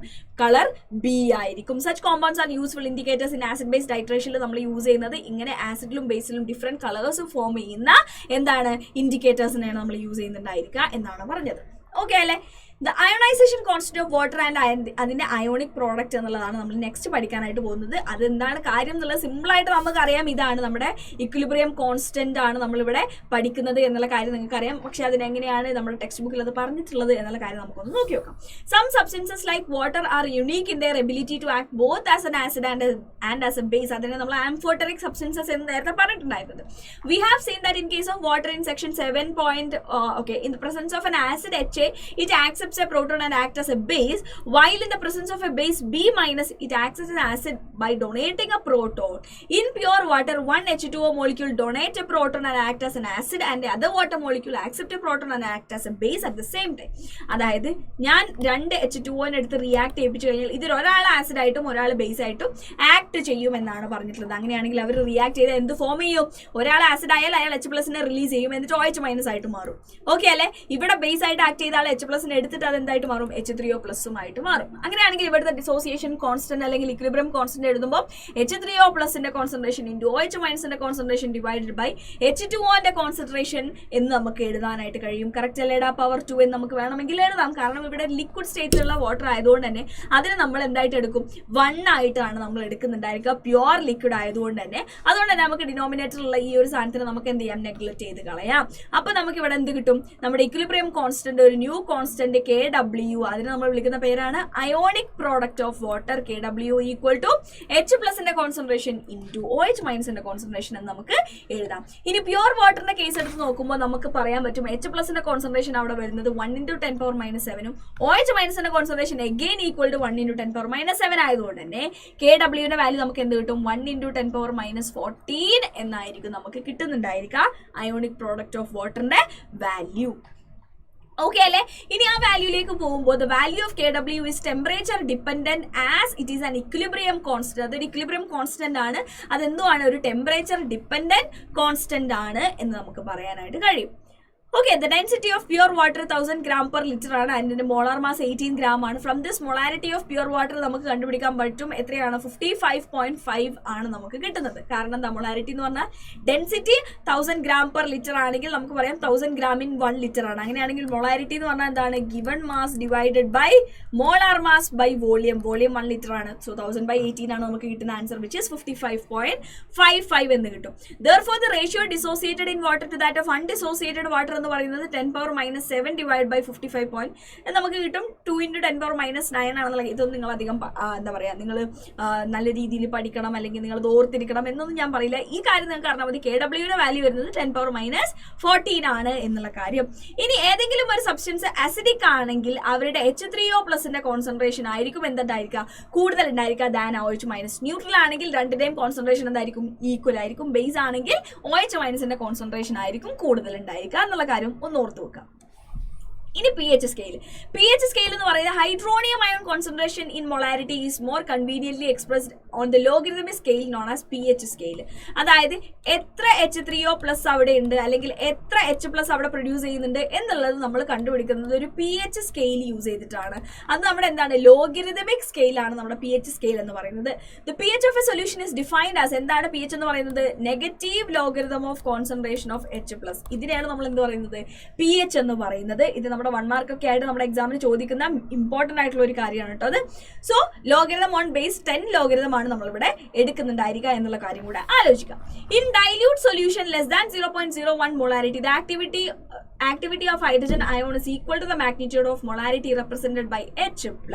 It should be noted that the activity has no units and it is defined as, നമ്മുടെ ആക്ടിവിറ്റി ആണ് നമ്മൾ ഈ മൊളാരിറ്റി എന്ന് പറഞ്ഞ് നമ്മൾ എടുക്കുന്നത്. So negative pH is equal to negative logarithm of activity of H+, അല്ലെങ്കിൽ നമുക്ക് negative logarithm of concentration of H+ എന്ന് എഴുതിയാൽ മതി. It is more than enough ആണ് ഈ ഒരു കാര്യം.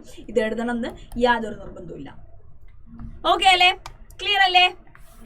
യെസ്. ഇനി നമ്മളോട് ആരെങ്കിലും എന്താ പറയുക, നമ്മുടെ HCl പറയുന്ന ഒരു സൊല്യൂഷൻ ഉണ്ട്, അതിന്റെ മൊളാരിറ്റി 10⁻⁻² ആണ്, അതിന്റെ pH എത്രയാണെന്ന് ചോദിച്ചു കഴിഞ്ഞാൽ നമുക്കറിയാം ഒരു HCl എന്ന് പറഞ്ഞു കഴിഞ്ഞാൽ അവിടെ എന്താണ്, 1 മോൾ H+ഉം 1 മോൾ Cl- ആണ് ഉണ്ടാവുന്നത്. സോ ഇതിന്റെ എന്താ പറയുക കോൺസെൻട്രേഷൻ 0.2 മോളാർ ആണെങ്കിൽ ഇവിടെ ഉണ്ടാവുന്നതും എന്താണ്, 0.2 മോളാർ H+ഉം 0.02 മോളാർ H+ഉം 0.02 മോളാർ Cl- തന്നെയാണ് ഇവിടെ ഉണ്ടാവുക. അങ്ങനെയാണെങ്കിൽ മൈനസ് ലോഗരിതം ഓഫ് H+ എന്ന് നമ്മൾ എടുത്താൽ മൈനസ് ലോഗരിതം ഓഫ് 0.02 എന്ന് വരും. നമുക്ക് കിട്ടുന്ന ആൻസർ എന്തായിരിക്കും, 2 ആയിരിക്കും. ക്ലിയർ ആണോ, ഓക്കെ ആണോ? 0.02 അല്ല 0.01 ആണ് കേട്ടോ. യെസ്, ഡൗട്ട് ഇല്ലല്ലോ, ഓക്കെ അല്ലേ? Yes, okay. And a basic solution of NaOH having OH- concentration 10⁻⁴ molar and H3O concentration 10⁻⁻10 ആണെങ്കിൽ അവിടെ pH എന്താണ്, നമ്മൾ H+ന്റെ കോൺസെൻട്രേഷൻ മാത്രം നമ്മൾ നോക്കിയാൽ മതി. 10⁻⁻10 ആണ്. അപ്പോൾ നമുക്ക് എന്ത് കിട്ടും, മൈനസ് ലോഗ് 10⁻⁻10 എന്ന് കിട്ടും. ലോഗ് ബേസ് 10 ആയതുകൊണ്ട് തന്നെ മൈനസ് ലോഗ്, അല്ലെങ്കിൽ നമുക്ക് പറയാൻ പറ്റും മൈനസ് ലോഗ് എടുക്കേണ്ട ആവശ്യമില്ല, നമുക്ക് ജസ്റ്റ് എന്ത് എഴുതാം, നമ്മുടെ ലോഗ് 10 to 10⁻m ആണെങ്കിൽ ആൻസർ എന്താണ്, m ആണ്. അങ്ങനെയാണെങ്കിൽ നമുക്ക് ഇവിടെ ആൻസർ എന്താ കിട്ടുക, മൈനസ് ഓഫ് -10 എന്ന് കിട്ടും, which is equal to 10 pH. നമുക്ക് എന്താണെന്ന് കിട്ടും, ഇവിടെ 10 ആണെന്ന് നമുക്ക് പറയാൻ പറ്റും. ഇനി പ്യുവർ വാട്ടറിന്റെ pH എത്രയാണ് നമുക്ക് പറയാം, 7 ആണ്. കാരണം അവിടുത്തെ H+ന്റെ കോൺസെൻട്രേഷൻ 1 × 10⁻⁷ ആണ് എന്ന് നമ്മൾ നേരത്തെ പറഞ്ഞിട്ടുണ്ടായിരുന്നു.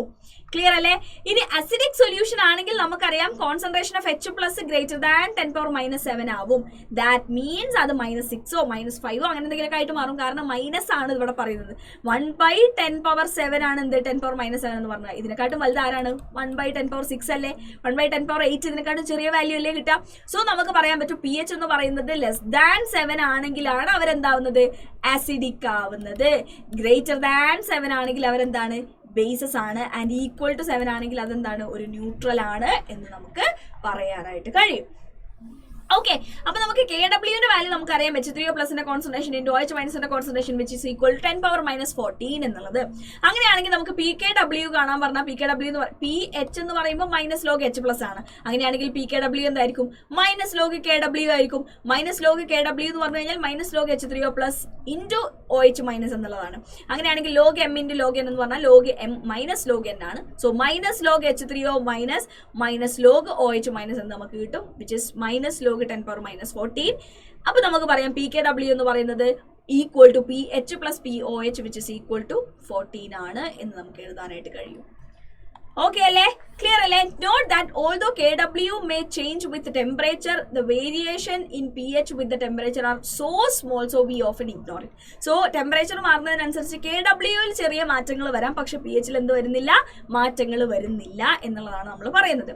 pKw is very important quantity for the aqueous solution and controls the relative concentration of H plus and OH minus ion in the products and is a constant എന്നാണ് പറയുന്നത്. pKw എന്ന് പറയുന്നത് കോൺസ്റ്റന്റ് വാല്യൂ ആയിരിക്കും. It should be noted that the pH scale is logarithmic.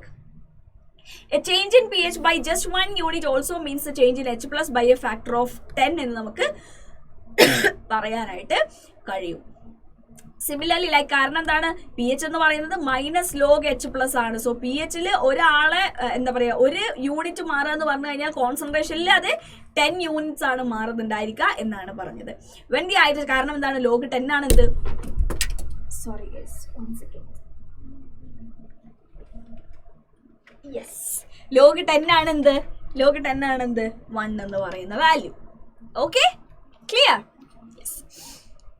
So H plus changes അതായത് നമ്മുടെ എന്താ പറയുക H പ്ലസിന്റെ കോൺസെൻട്രേഷൻ 2 മാറിക്കഴിഞ്ഞാൽ, 2 മാറിക്കഴിഞ്ഞാൽ അതെന്താണ് ലോഗ് 10⁻², അല്ലെങ്കിൽ 100 ടൈംസ് എന്ത് ചെയ്യുന്നുണ്ട്, അത് മാറുന്നുണ്ട് എന്ന് നമുക്ക് പറയാനായിട്ട് കഴിയും. ക്ലിയർ അല്ലേ? ഓക്കെ അല്ലേ? യെസ്. ഓക്കെ.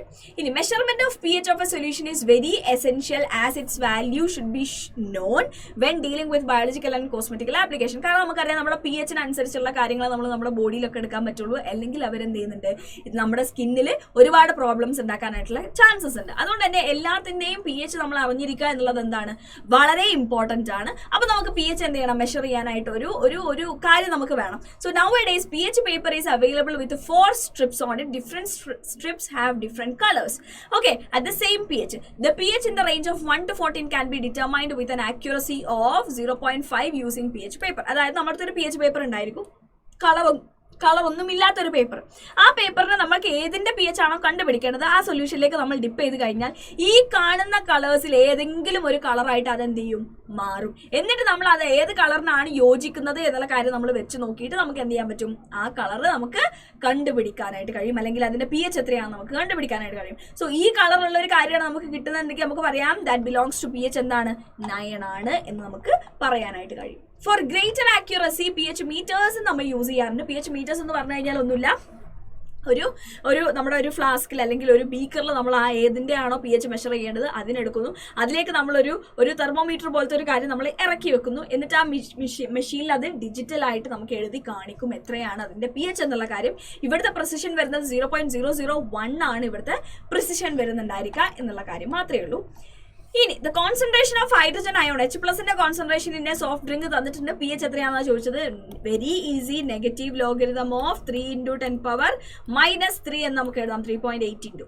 ഓക്കെ, അപ്പൊ നമുക്ക് പറയാം -log3 മൈനസ് ഓഫ് എന്ത് പറയാം, മൈനസ് ഇങ്ങനെ പുറത്തേക്ക് എടുത്തിട്ട് log3 -log 10⁻³ എന്ന് നമുക്ക് എഴുതാം. അങ്ങനെയാണെങ്കിൽ -log3 പ്ലസ് log 10⁻³ എന്ന് എഴുതാം. സോ log 3ന്റെ വാല്യൂ എത്രയാണെന്ന് എഴുതി കൊടുക്കുക, എന്നിട്ട് +3 എന്ന് നമുക്ക് എഴുതാനായിട്ട് കഴിയും. ഓക്കെ അല്ലേ? ക്ലിയർ അല്ലേ? സോറി, -3 എന്ന് നമുക്ക് എഴുതാനായിട്ട് കഴിയും. കാരണം log 10⁻³ എന്ന് പറയുന്നതിന്റെ ആൻസർ എത്രയാണ്, -3 ആണ് വരുന്നുണ്ടായിരിക്കുക. ഓക്കെ അല്ലേ? കാരണം നമ്മൾ നേരത്തെ പറഞ്ഞു log 10⁻m എന്ന് പറയുന്നത് എന്തിന് ഈക്വൽ ആണ്, m-ന് ഈക്വൽ ആണ്.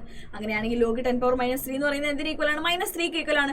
സോ -log3 എന്ന് പറയുന്നത് എത്രയാണ്, -0.58 എന്ന് വരും, -3 എന്ന് നമുക്ക് വരും. സോ നമുക്ക് കിട്ടുന്ന ആൻസർ എന്തായിരിക്കും, 2.42 ആയിരിക്കും നമ്മുടെ ആൻസർ വരുന്നുണ്ടായിരിക്കുക. ഓക്കെ അല്ലേ? ക്ലിയർ അല്ലേ? യെസ്. ഡൗട്ട് ഒന്നും ഇല്ലാന്ന് ഞാൻ വിചാരിക്കുന്നു കേട്ടോ. യെസ്. ആൻഡ് അങ്ങനെയാണെങ്കിൽ next one, calculate the P H of 1 × 10⁻8 molar solution of HCl. HCl എന്ന് പറയുമ്പോൾ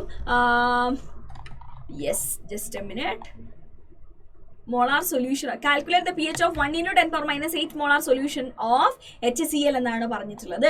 അങ്ങനെയാണെങ്കിൽ നമുക്ക് എഴുതാൻ പറ്റും, ഇവിടെ നമ്മുടെ ഈ സൊല്യൂഷൻ എന്തോ ഒരു യെസ്, ഓക്കെ യെസ്, ഇവിടെ നമുക്ക് അക്വസ് സൊല്യൂഷനെ കുറിച്ചിട്ടാണ് പറഞ്ഞിട്ടുള്ളത്. അക്വസ് സൊല്യൂഷൻ എന്ന് പറയുമ്പോൾ അത് എങ്ങനെയായിരിക്കും വരുന്നുണ്ടായിരിക്കുക?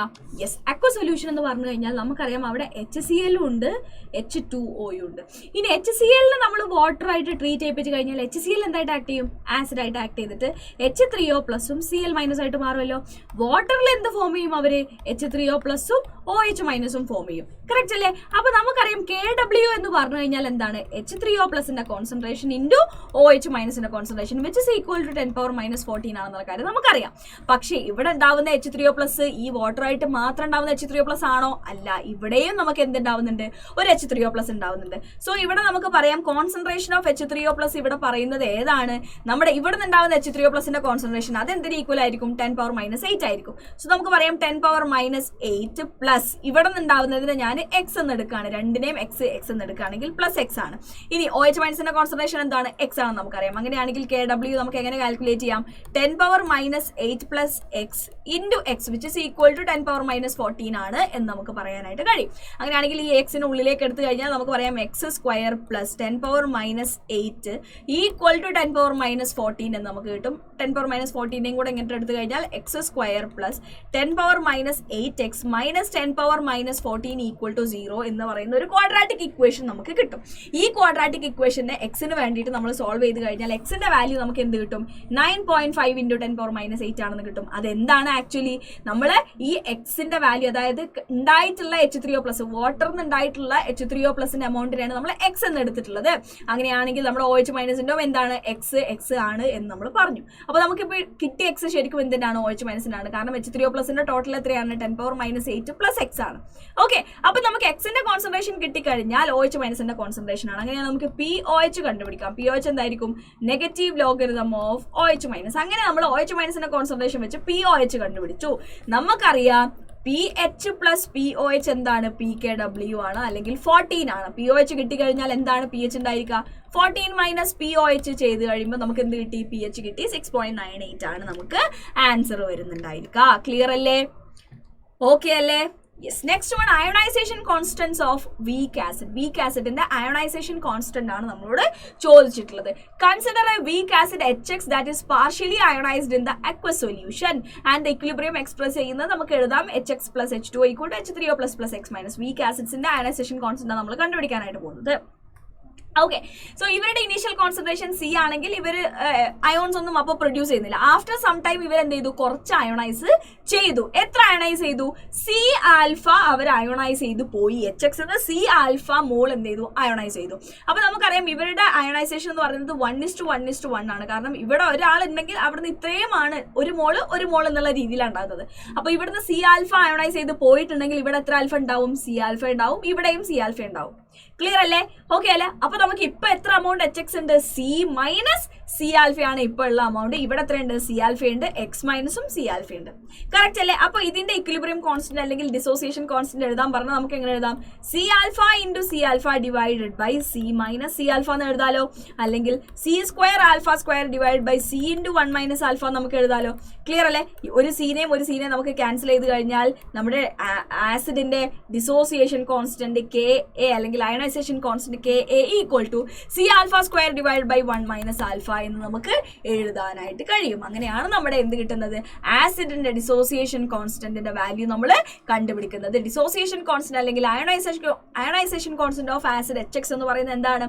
H plus into X minus divided by HXന്റെ കോൺസെൻട്രേഷൻ എന്ന് നമുക്ക് ചുരുക്കി എഴുതാനായിട്ട് കഴിയും. ഓക്കെ ആണോ?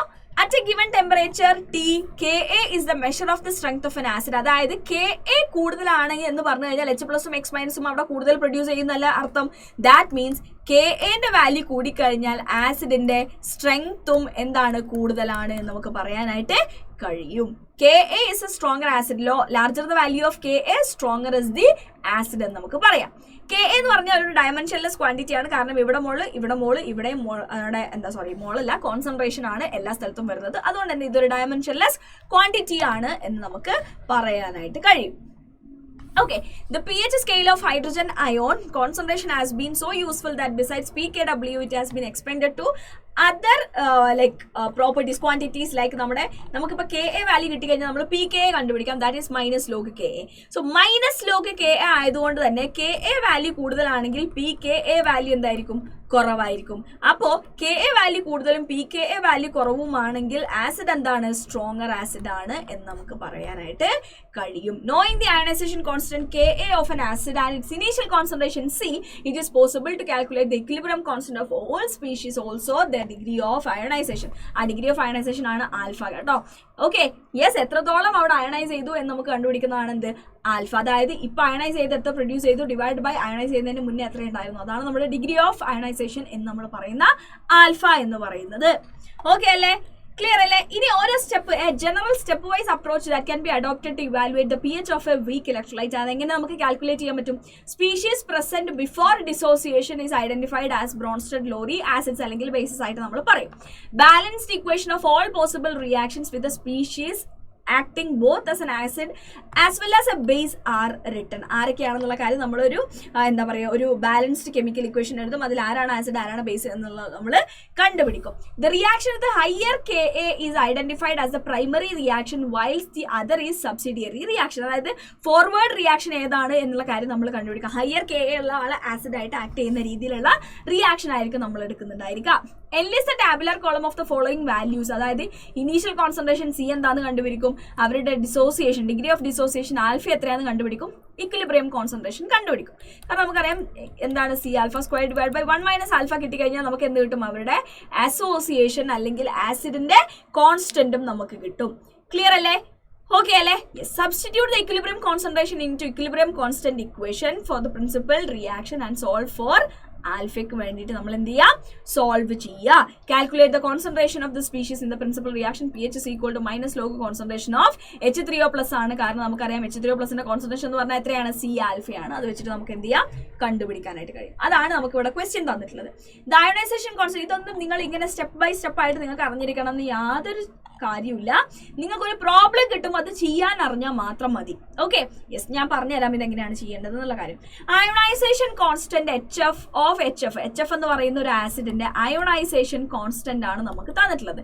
ഓക്കെ, ഇവിടെ എന്താ ഫോം ചെയ്യുക? HFഉം H2Oയും കൂടെ റിയാക്ട് ചെയ്യാണ്. യെസ്, എന്നിട്ട് ഇതിന്റെ ionisation constant calculate the degree of dissociation of HF in its 0.02 molar solution. Calculate the concentration of all species present. അതായത് ഇവരെന്ത് ചെയ്യും? H+ കൊടുത്തിട്ട് H3O+ഉം F- മാറും. ഓക്കെ, ആദ്യം ഞാൻ ഇവിടെ C എടുത്തിട്ടുണ്ടെങ്കിൽ ഇവിടെ 0യും ഇവിടെ 0യും. ടൈം T ആവുന്ന സമയത്ത് ഇവിടുന്ന് എത്ര പോവും? C ആൽഫ ഡിസോസിയേറ്റ് ചെയ്ത് പോയിട്ടുണ്ടെങ്കിൽ ഇവിടെ ഒരു C ആൽഫ ഉണ്ടാവും, ഇവിടെയും ഒരു C ആൽഫ ഉണ്ടാവും. ഓക്കെ, സോ നമുക്ക് Kന്റെ വാല്യൂ തന്നു. Kന്റെ വാല്യൂ K എന്ന് പറയുന്നത് എത്രയാണ്? C alpha square divide by 1 minus ആൽഫയാണ്. ഓക്കെ അല്ലേ? ക്ലിയർ അല്ലേ? നമുക്ക് ഇവിടെ C തന്നിട്ടുണ്ട്, എത്രയാണ്? 0.02 മോളാർ ആണ് നമുക്ക് തന്നിട്ടുണ്ട്. അങ്ങനെയാണെങ്കിൽ നമുക്ക് Kന്റെ വാല്യൂ അറിയാം. 3.2 × 10⁻⁻4 is equal to 0.02 × alpha square divide by 1 minus ആൽഫയാണ്. സോ നമ്മൾ 1 മൈനസ് ആൽഫേനെ ഇങ്ങോട്ട് ഇടുന്നു.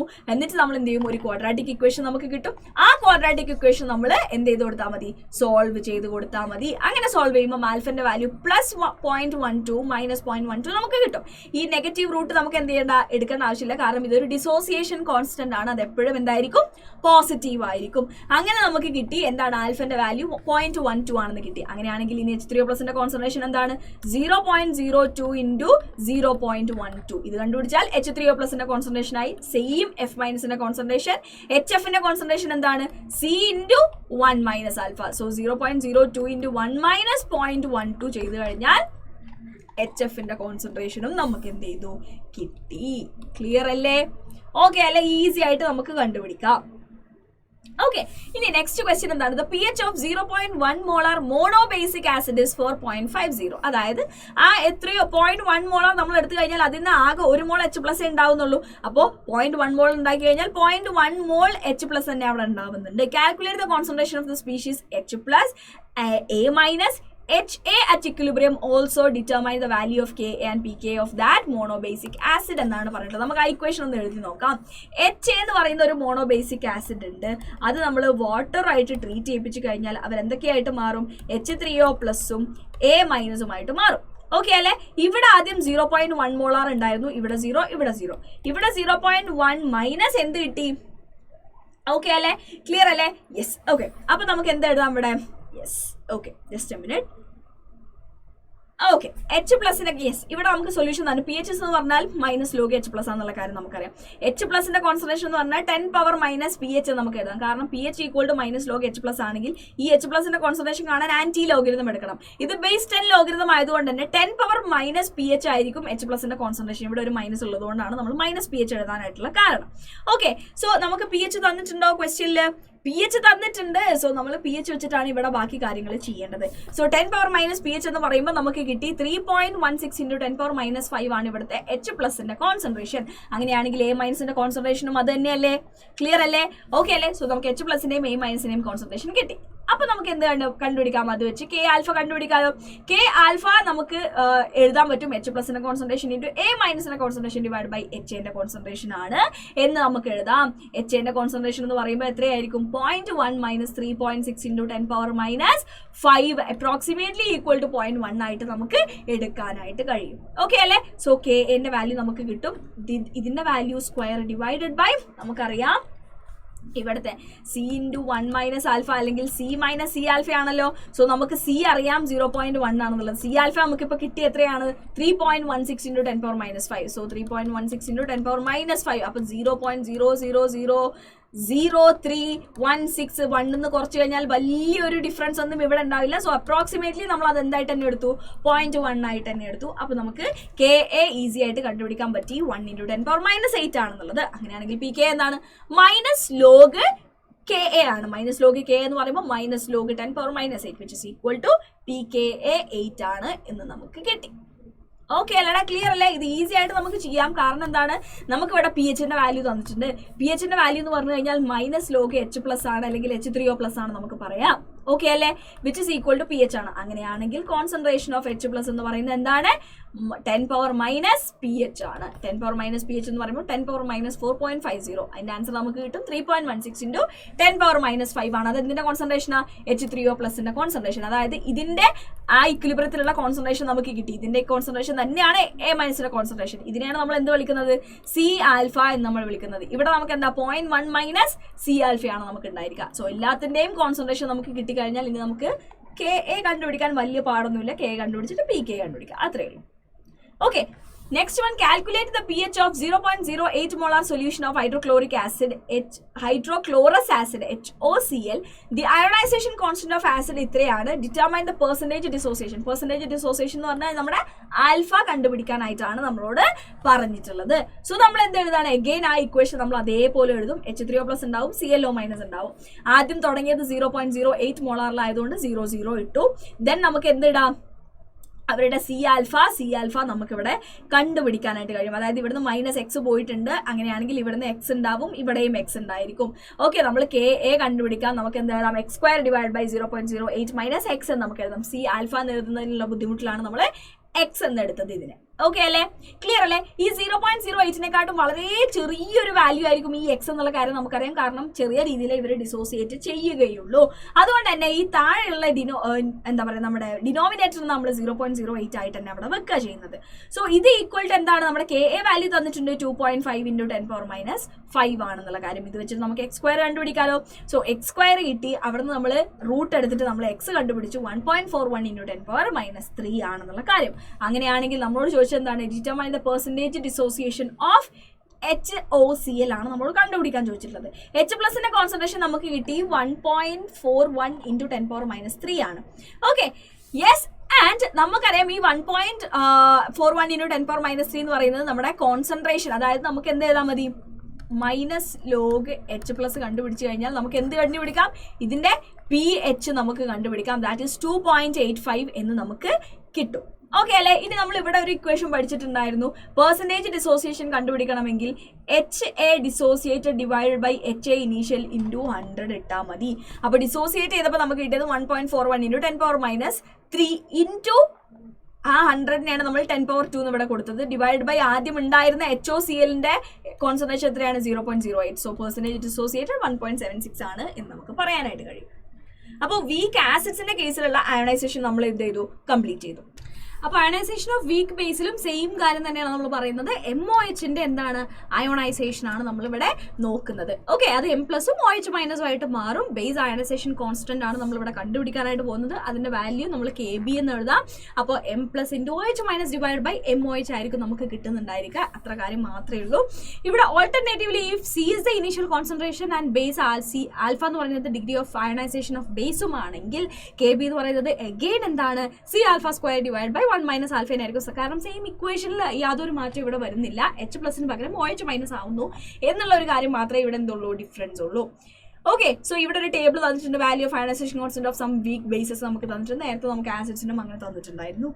Many organic compounds like amines are weak bases. Amines are derivatives of ammonia in which 1 or more hydrogen atoms are replaced by another group. നമുക്കറിയാം ammonia എന്ന് പറയുമ്പോൾ NH3 ആണ്. ഇതിൽ ഞാൻ ഒരു ഹൈഡ്രജനെ മാറ്റിയിട്ട് ഞാൻ വേറൊരു R ഗ്രൂപ്പ് അല്ലെങ്കിൽ ഒരു ആൽക്കൈൽ ഗ്രൂപ്പിനെ കൊണ്ടുവന്നാൽ അത് RNH2 ആയി. ഇതെന്താണ്, ഒരു അമീനാണ്. ഇനി ഞാൻ എന്താണ് നമ്മുടെ NH2 ഒരു H2നെ മാറ്റിയിട്ട് ഒരു OH കൊണ്ടുപോയി. ഇത് അഗെയിൻ അനദർ ഒരു എന്താണ്, ഒരു അമീനാണ് നമുക്ക് പറയാനായിട്ട് കഴിയും. ഇവരെല്ലാവരും എന്താണ്, വീക്ക് ബേസസ് ആണ് എന്നാണ് പറയുന്നത്. ഓക്കെ അല്ലേ? യെസ്. അപ്പോൾ അമോണിയ NH3 ഞാൻ വാട്ടറിലായിട്ട് റിയാക്ട് ചെയ്ത് കഴിഞ്ഞാൽ അമോണിയ എന്തായിട്ട് ആക്ട് ചെയ്യും, ഇവിടെ ഒരു ബേസ് ആയിട്ട് ആക്ട് ചെയ്യും. ബേസ് ആയിട്ട് ആക്ട് ചെയ്താൽ H+നെ ആക്സെപ്റ്റ് ചെയ്യണം, NH4+ ആവും, OH- റിലീസ് ചെയ്യും.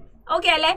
pH scale for hydronium ion concentration has been extended to get PKB എന്ന് പറയുന്നത് എന്താണ്, -log KB ആണെന്ന് നമുക്ക് എഴുതാനായിട്ട് കഴിയും. അത് ബേസ് ചെയ്തിട്ട് നമ്മൾ നേരത്തെ ചെയ്ത പോലത്തെ ഒരു ക്വസ്റ്റ്യൻ ആണ് ഇവിടെ നമുക്ക് തന്നിട്ടുള്ളത്. pH is equal to 0.004 molar hydrazine solution 9.7 ആണ്. Calculate the ionisation constant KB and PKB എന്നാണ് നമ്മളോട് പറഞ്ഞിട്ടുള്ളത്. ഓക്കെ, അപ്പോൾ ഹൈഡ്രോസീൻ എന്ന് പറയുമ്പോൾ NH2നെയാണ് നമ്മൾ ഹൈഡ്രോസീൻ എന്ന് പറയാറുള്ളത്. അതിനെ നമ്മൾ വാട്ടറായിട്ട് റിയാക്ട് ചെയ്ത് കഴിഞ്ഞാൽ NH2 NH3+ OH- ആയിട്ട് അത് മാറും. ഓക്കെ, അപ്പോൾ നമുക്ക് അതിന്റെ pH തന്നിട്ടുണ്ട് എന്ന് പറഞ്ഞു കഴിഞ്ഞാൽ നമുക്ക് അതിന്റെ എന്താണ് -log pH ആണ് തന്നിട്ടുള്ളത്. -log H+ ആണ് തന്നിട്ടുള്ളത്. അങ്ങനെയാണെങ്കിൽ H+ന്റെ കോൺസെൻട്രേഷൻ എന്താണ്, 10⁻- pH അല്ലേ? 10⁻- pH എന്ന് പറയുമ്പോൾ നമുക്ക് കിട്ടും 1.67 × 10⁻10 ആണ് എന്ന് നമുക്ക് കിട്ടും. അതാണ് എന്ത്, H+ന്റെ കോൺസെൻട്രേഷൻ. H+ന്റെ കോൺസെൻട്രേഷൻ അതാണെങ്കിൽ നമുക്കറിയാം KW എന്ന് പറഞ്ഞു കഴിഞ്ഞാൽ എന്താണ്, H+ന്റെ കോൺസെൻട്രേഷൻ ഇൻറ്റു OH- കോൺസെൻട്രേഷൻ ആണ്. അങ്ങനെയാണെങ്കിൽ OH- കോൺസെൻട്രേഷൻ എന്താണ്, 10⁻14 ഡിവൈഡഡ് ബൈ H+ന്റെ കോൺസെൻട്രേഷൻ. ഇത് ചെയ്ത് കഴിയുമ്പോൾ നമുക്ക് എന്ത് കിട്ടും, നമ്മുടെ OH- കോൺസെൻട്രേഷൻ കിട്ടും. ഓക്കെ, അപ്പൊ നമുക്ക് KB കണ്ടുപിടിക്കണമെങ്കിൽ നമുക്ക് എന്ത് കിട്ടിയാൽ മതി, ആ C⁴ കിട്ടിയാൽ പോരെ? ഓക്കെ അല്ലേ? യെസ്. അപ്പൊ നമുക്ക് എന്ത് പറയാം, അപ്പൊ നമുക്ക് നമ്മുടെ KB കണ്ടുപിടിക്കാനായിട്ട് കഴിയും. 5.98 × 10⁻² the whole square divided by ഈ മോളാരിറ്റിന്ന് നമ്മുടെ C⁴ കുറക്കുക എന്ന് പറയുമ്പോൾ അത് ചെറിയൊരു വാല്യൂ ആയിരിക്കും. അതുകൊണ്ട് തന്നെ നമ്മൾ അത് നെഗ്ലക്ട് ചെയ്തിട്ട് താഴെ ഡിനോമിനേറ്ററിൽ നമ്മൾ 0.04 മാത്രം വെച്ചിട്ട് നമുക്ക് എന്ത് കിട്ടും, നമ്മുടെ ആൻസർ കിട്ടും. അതാണ് എന്ത്, KB കിട്ടിയാൽ പിന്നെ PKB കിട്ടാൻ ഒരു ബുദ്ധിമുട്ടില്ല. -log KB ചെയ്ത് കഴിഞ്ഞാൽ നമുക്ക് PKBന്റെ വാല്യൂ കിട്ടും, which is 6.04 എന്ന് നമുക്ക് കിട്ടും. എടാ ക്ലിയർ അല്ലേ? ഓക്കെ അല്ലേ? Yes. Next one, calculate the pH of a solution in which 0.2 molar NH4Cl and 0.1 molar NH3 are present. The PKB of ammonia solution is 4.75. അതായത് ഒരു സൊല്യൂഷൻ അവിടെ അമോണിയയും ഉണ്ട് NH4Cl ഉണ്ട്. ഓക്കെ, സോ അമോണിയ വാട്ടർ ആയിട്ട് react ചെയ്തിട്ട് NH4+ OH- ആയിട്ട് മാറും. The ionisation constant of ammonia എന്ന് പറയുന്നത് ഓക്കെ KB = ആന്റി-log - PKB എന്ന് നമുക്ക് പറയാം. അമോണിയന്റെ സൊല്യൂഷന്റെ PKB നമുക്ക് ഇവിടെ തന്നിട്ടുണ്ട്, അതാണ് 4.75. അപ്പൊ അതിന്റെ KB നമുക്ക് എങ്ങനെ കണ്ടുപിടിക്കാം, ആന്റി-log വെച്ചിട്ട് നമുക്ക് കണ്ടുപിടിക്കാം. അത് നമുക്ക് കിട്ടുകയും ചെയ്തു അമോണിയന്റെ കാര്യത്തിൽ. ദാറ്റ് മീൻസ് ഇവിടെയുള്ള നമ്മുടെ അമോണിയന്റെ കോൺസെൻട്രേഷൻ ഒക്കെ നമുക്ക് എന്ത് ചെയ്യാൻ പറ്റും, ഇവിടുന്ന് കണ്ടുപിടിക്കാനായിട്ട് കഴിയും. ഓക്കെ ആണോ, ക്ലിയർ ആണ്? കാരണം എന്താണ്, ഇവിടെ നമുക്ക് പറയാം NH4+ന്റെയും OH- കോൺസെൻട്രേഷൻ ഡിവൈഡഡ് ബൈ NH3ന്റെ കോൺസെൻട്രേഷൻ, ദാറ്റ് ഈസ് 0.1 - X എന്ന് നമുക്ക് പറയാം, വിച്ച് ഇസ് ഈക്വൽ ടു 1.77 × 10⁻5 ആണെന്ന് കിട്ടി. As KB is small we can neglect X. നമുക്ക് എന്ത് ചെയ്യാൻ പറ്റും, ഇവിടെ നെഗ്ലക്ട് ചെയ്യാൻ പറ്റും. സോ നമുക്ക് എന്ത് പറയാം, 0.01 and comparison to 0.1 molar and 0.2 molar. Thus നമുക്ക് പറയാൻ പറ്റും OH- concentration is equal to എന്താണ്, 0.x ആണ്, which is equal equal 0.88 into 10⁻⁸ ആണ് നമുക്ക് കിട്ടും. കാരണം നമ്മൾ ഇതിനെ എന്താ നെഗ്ലക്ട് ചെയ്തു. ഇതിനെ നെഗ്ലക്ട് ചെയ്ത് നമുക്കൊരു ക്വാഡ്രാറ്റിക് ഇക്വേഷൻ കിട്ടി. എക്സിന് സോൾവ് ചെയ്തപ്പോൾ നമുക്ക് എന്ത് വാല്യൂ കിട്ടി? 0.88 ഇൻറ്റു 10⁻⁵ എന്ന് നമുക്ക് കിട്ടി. അങ്ങനെയാണെങ്കിൽ ഇവിടുത്തെ H+ന്റെ കോൺസെൻട്രേഷൻ എന്താണ് നമ്മൾ കണ്ടുപിടിക്കാം. കാരണം PKW എന്താ നമുക്കറിയാം. KW വെച്ചിട്ട് നമ്മൾ H+ന്റെ കോൺസെൻട്രേഷൻ കണ്ടുപിടിച്ചു. എങ്ങനെയാണ്? KWന്റെ കോൺസെൻട്രേഷൻ ഡിവൈഡഡ് ബൈ OH- ന്റെ കോൺസെൻട്രേഷൻ. ഇങ്ങനെ നമ്മൾ 1.12 ഇൻറ്റു 10⁻⁹ എന്ന് നമുക്ക് കിട്ടി. അങ്ങനെയാണെങ്കിൽ pH എന്ത് വരും? Minus log concentration of H+ which is equal to 8.95 എന്ന് നമുക്ക് കിട്ടി. ഓക്കെ അല്ലേ? ക്ലിയർ അല്ലേ? Yes. Next one, relationship between Ka and Kb. Acid dissociation കോൺസ്റ്റന്റും ബേസ് ഡിസോസിയേഷൻ കോൺസ്റ്റന്റും ഇവർ തമ്മിലുള്ള റിലേഷൻഷിപ്പ് എന്താണ് എന്നാണ് ചോദ്യം. Okay, as seen earlier in this chapter, Ka and Kb represent the strength of an acid and a base respectively. In case of a conjugate acid-base pair, they are related to simple manner so that if one is known, the other can be deduced. Correct അല്ലേ? Clear അല്ലേ? Yes. Considering, അതായത് നമുക്കിപ്പോൾ ഒരു value കിട്ടിക്കഴിഞ്ഞാൽ മറ്റേ value നമുക്ക് എന്ത് ചെയ്യാൻ പറ്റും? കണ്ടുപിടിക്കാനായിട്ട് കഴിയും എന്നാണ് പറയുന്നത്. ഇപ്പൊ നിങ്ങൾക്ക് മനസ്സിലാവും എന്താണ് കാര്യം എന്നുള്ളത്. NH4+ H2 ആയിട്ട് റിയാക്ട് ചെയ്ത് കഴിഞ്ഞാൽ ഇവരെന്തായിട്ട് ആക്ട് ചെയ്യും? ആസിഡ് ആയിട്ട് ആക്ട് ചെയ്യും. എന്നിട്ട് ഇവരെന്ത് ചെയ്യും? H+നെ വെള്ളത്തിന് കൊടുക്കും, അല്ലെങ്കിൽ വാട്ടറിന് കൊടുത്തിട്ട് H3O+ഉം NH3ഉമായിട്ട് മാറും. ഇവിടുത്തെ നമ്മുടെ ആസിഡിന്റെ ഡിസോസിയേഷൻ കോൺസ്റ്റന്റ് എന്ന് പറയുന്നത് H3O+ന്റെ കോൺസെൻട്രേഷൻ ഇൻറ്റു അമോണിയന്റെ കോൺസെൻട്രേഷൻ ഡിവൈഡ് ബൈ NH4ന്റെ കോൺസെൻട്രേഷൻ വിച്ച് ഇസ് 5.6 ഇൻറ്റു 10⁻⁻10 എന്ന് നമുക്ക് കിട്ടി. നേരെ തിരിച്ചുള്ള കാര്യം നമ്മൾ നോക്കുകയാണ്. അമോണിയനെ വാട്ടറിനെ നമ്മൾ എടുത്തിട്ട് നമ്മൾ റിയാക്ട് ചെയ്യിപ്പിച്ചു കഴിഞ്ഞാൽ അമോണിയ ആരായിട്ട് ആക്ട് ചെയ്യുന്നത്? ബേസ് ആയിട്ട് ആക്ട് ചെയ്യുന്നത്. അപ്പോൾ നമുക്ക് ഇവിടെ Kb കിട്ടി. ഇതിന്റെ രണ്ടിന്റെയും നെറ്റ് റിയാക്ഷൻ നമ്മൾ എടുത്തു കഴിഞ്ഞാൽ നമുക്ക് എന്താ കിട്ടുക? ഇവിടെ NH3 ഉണ്ട്, ഇവിടെ NH3 ഉണ്ട്. ക്യാൻസൽ ആയി പോയല്ലോ. ക്ലിയർ അല്ലേ? ഇവിടെ NH4+ ഉണ്ട്, ഇവിടെ NH4+ ഉണ്ട്. ക്യാൻസൽ ആയി പോയല്ലോ.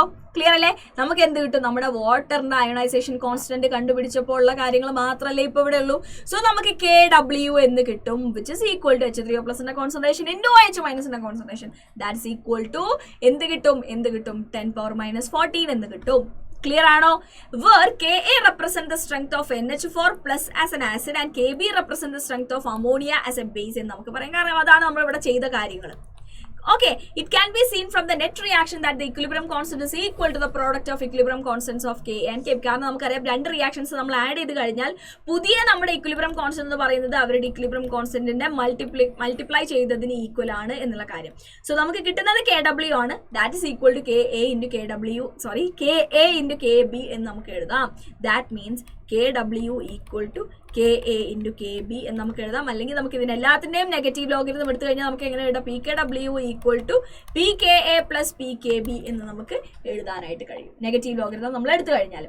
എന്തുകൊണ്ടാണ് നമ്മൾ അങ്ങനെ എഴുതുന്നത്? രണ്ട് ഇക്വേഷൻസ്, രണ്ട് റിയാക്ഷൻസ് ഉണ്ട്. X+Y ഗിവ്സ് Z ഉണ്ട്, A+B ഗിവ്സ് എന്നിട്ട് C ഉണ്ട്. ഇതിന്റെ ഇക്വിലിബ്രിയം കോൺസ്റ്റന്റ് K1 ഉം ഇതിന്റെ ഇക്വിലിബ്രിയം കോൺസ്റ്റന്റ് K2 ആണ്. ഞാൻ ഈ രണ്ട് റിയാക്ഷൻസും കൂടെ ആഡ് ചെയ്തിട്ട് പുതിയൊരു ഇക്വേഷൻ ഉണ്ടാക്കി. അതിന്റെ ഇക്വിലിബ്രിയം കോൺസ്റ്റന്റ് K3 ആണെങ്കിൽ നമുക്ക് എഴുതാൻ പറ്റും K3 equal to K1 into K2 equal ആണ് എന്നുള്ളത്. ആ ഒരു ഐഡന്റിറ്റി ബേസിലാണ് നമ്മൾ എന്ത് ചെയ്തത്? മേലെ അങ്ങനെ Kw equal to Ka into Kb എന്ന് നമ്മൾ എഴുതാനായിട്ടുള്ള കാരണം. അതാണ് ഇവിടെ എഴുതിയത്. The equilibrium constant for a net reaction obtained after adding two equations is equal to product of the equilibrium constant of individual reactions എന്ന് നമുക്ക് പറയാനായിട്ട് കഴിയും. Ka into Kb equal to എന്താണ്? Kw ആണ്. ഓക്കെ അല്ലേ? ക്ലിയർ അല്ലേ? Yes. Knowing one the other can be obtained, it should be noted that the strong acid will have weak conjugate base and vice versa എന്ന് നമുക്ക് പറയാനായിട്ട് കഴിയും. ഇതൊക്കെ നമ്മൾ നേരത്തെ പറഞ്ഞ കാര്യങ്ങൾ തന്നെ ഒന്നുകൂടെ റിപ്പീറ്റ് ചെയ്ത് പറയാം എന്ന് മാത്രമേ ഉള്ളൂ. Alternatively, the above expression Kw equal to Ka into Kb can also be obtained considering the base dissociation equilibrium constant Kb equal to Kb വെച്ചിട്ട് നമ്മൾ നേരത്തെ Ka നെ വെച്ചിട്ടാണ് ചെയ്തിട്ടുണ്ടായിരുന്നത്. Kb എന്ന് പറയുമ്പോൾ ഇവിടെ ഇങ്ങനെ നമുക്ക് കിട്ടും Kb equal to BH+ ന്റെ കോൺസെൻട്രേഷൻ OH- ന്റെ കോൺസെൻട്രേഷൻ ഇൻറ്റു H+ ന്റെ കോൺസെൻട്രേഷൻ. അതായത് രണ്ട് സ്ഥലത്തും ന്യൂമറേറ്ററിലും ഡിനോമിനേറ്ററിലും നമ്മളൊരു H+ ഇട്ട് കൊടുക്കുകയാണ് ചെയ്തത്.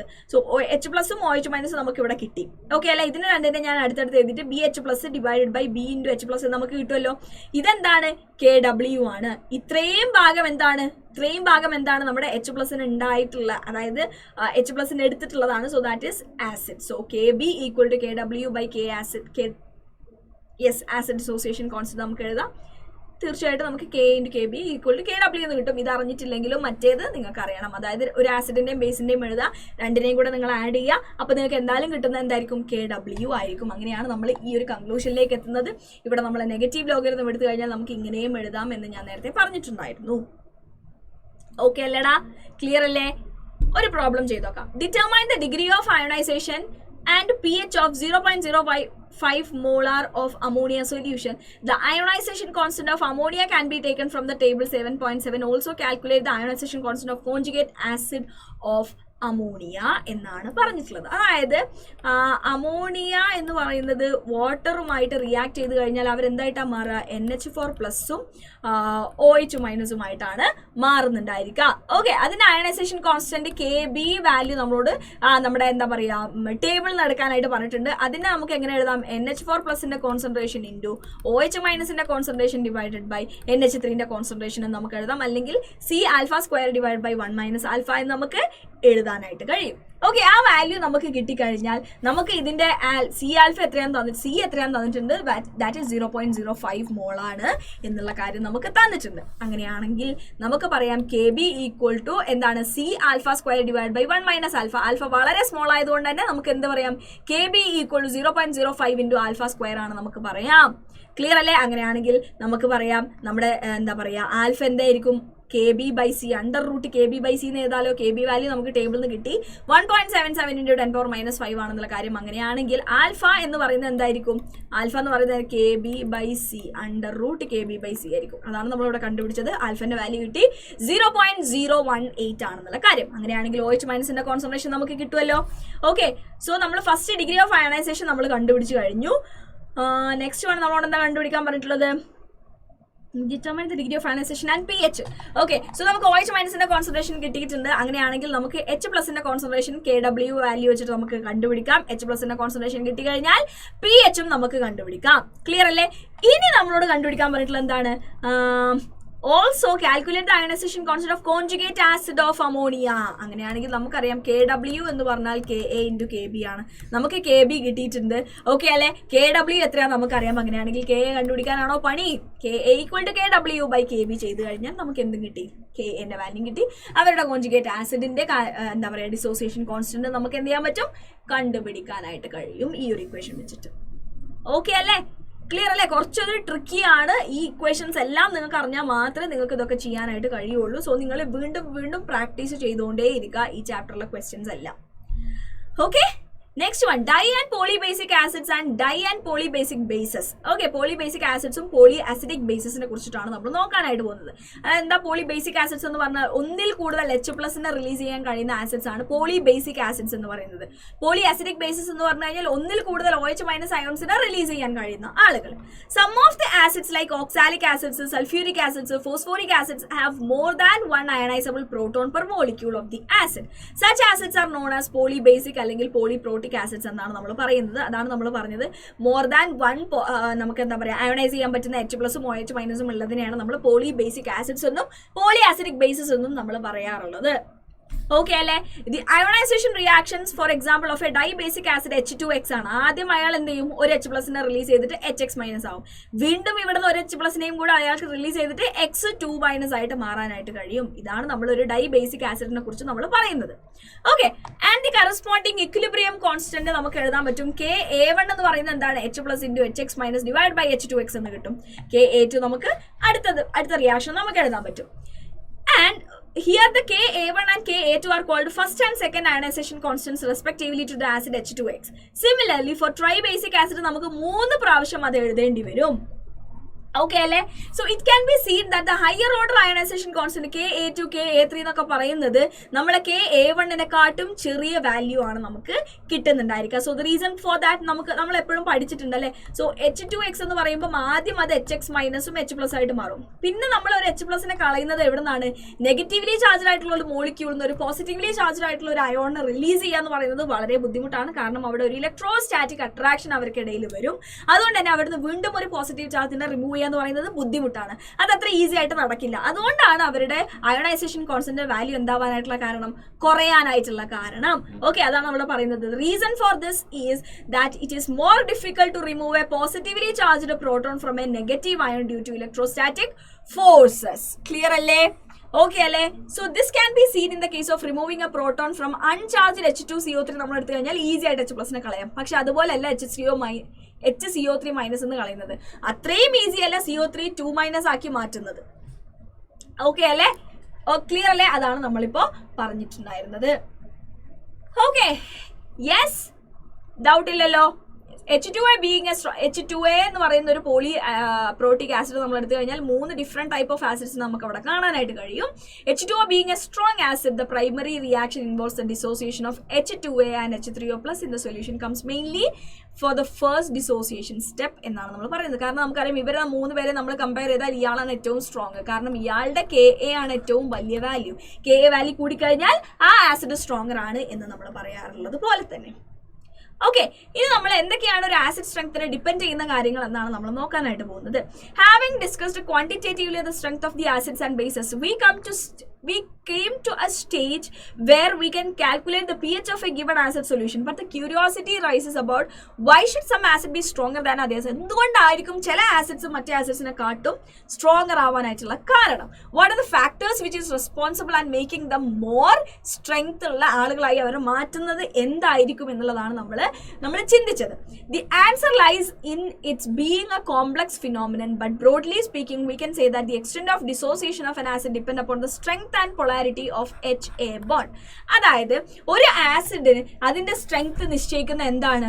ആ HA ബോണ്ട് നമ്മൾ കൺസിഡർ ചെയ്യുകയാണെങ്കിൽ ഇവർക്കിടയിലുള്ള ബോണ്ടിന്റെ സ്ട്രെങ്ത്തും ഇവർക്കിടയിലുള്ള ബോണ്ടിന്റെ പൊളാരിറ്റിയുമാണ്. Strength in general when the strength of HA bond decrease ചെയ്ത് കഴിഞ്ഞാൽ ബോണ്ട് പെട്ടെന്ന് ബ്രേക്ക് ആവുന്നു. H+നെ പെട്ടെന്ന് നമുക്ക് എന്ത് ചെയ്യാൻ പറ്റും? റിലീസ് ചെയ്യാനായിട്ട് പറ്റും. ദാറ്റ് ഈസ് എന്താ പറയുക, ബോണ്ടിന്റെ സ്ട്രെങ്ത് ഡിക്രീസ് ചെയ്യാന്ന് പറഞ്ഞാൽ കുറച്ച് എമൗണ്ട് ഓഫ് എനർജി കൊടുത്താൽ തന്നെ ഈ ബോണ്ട് നമുക്ക് എന്ത് ചെയ്യാൻ പറ്റും? ബ്രേക്ക് ചെയ്യാൻ പറ്റും.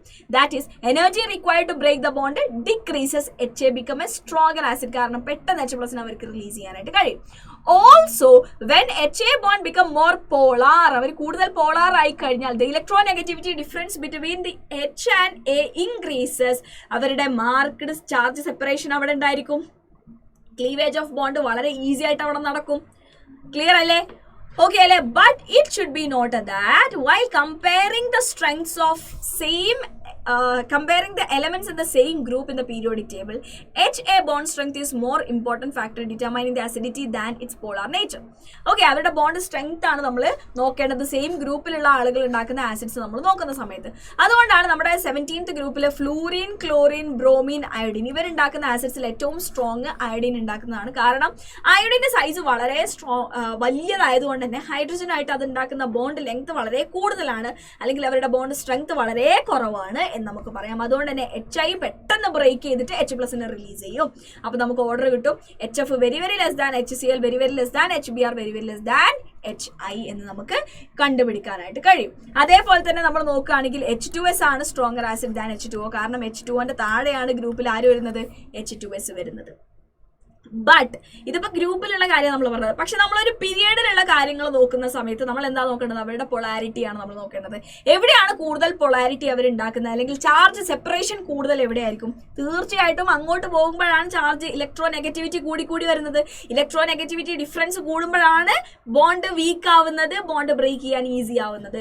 സോ നമ്മൾ ലെഫ്റ്റിലേക്ക് പോകും തോറും എന്ത് കൂടും? ആസിഡിന്റെ സ്ട്രെങ്ത് ഇൻക്രീസ് ചെയ്തുകൊണ്ടിരിക്കും എന്ന് നമുക്ക് പറയാം. ഇതാണ് നമ്മുടെ ഫാക്ടേഴ്സ് എഫക്റ്റിംഗ് ആസിഡ് സ്ട്രെങ്ത്. അതായത് ബോണ്ടിന്റെ സ്ട്രെങ്ത് നോക്കുക, അവരുടെ പൊളാരിറ്റി അല്ലെങ്കിൽ ഇലക്ട്രോനെഗറ്റിവിറ്റി ഡിഫറൻസ് നമ്മൾ നോക്കിയിട്ടാണ് അതിന്റെ സ്ട്രെങ്ത്തിനെ കുറിച്ച് നമ്മൾ പറയാറുള്ളത്.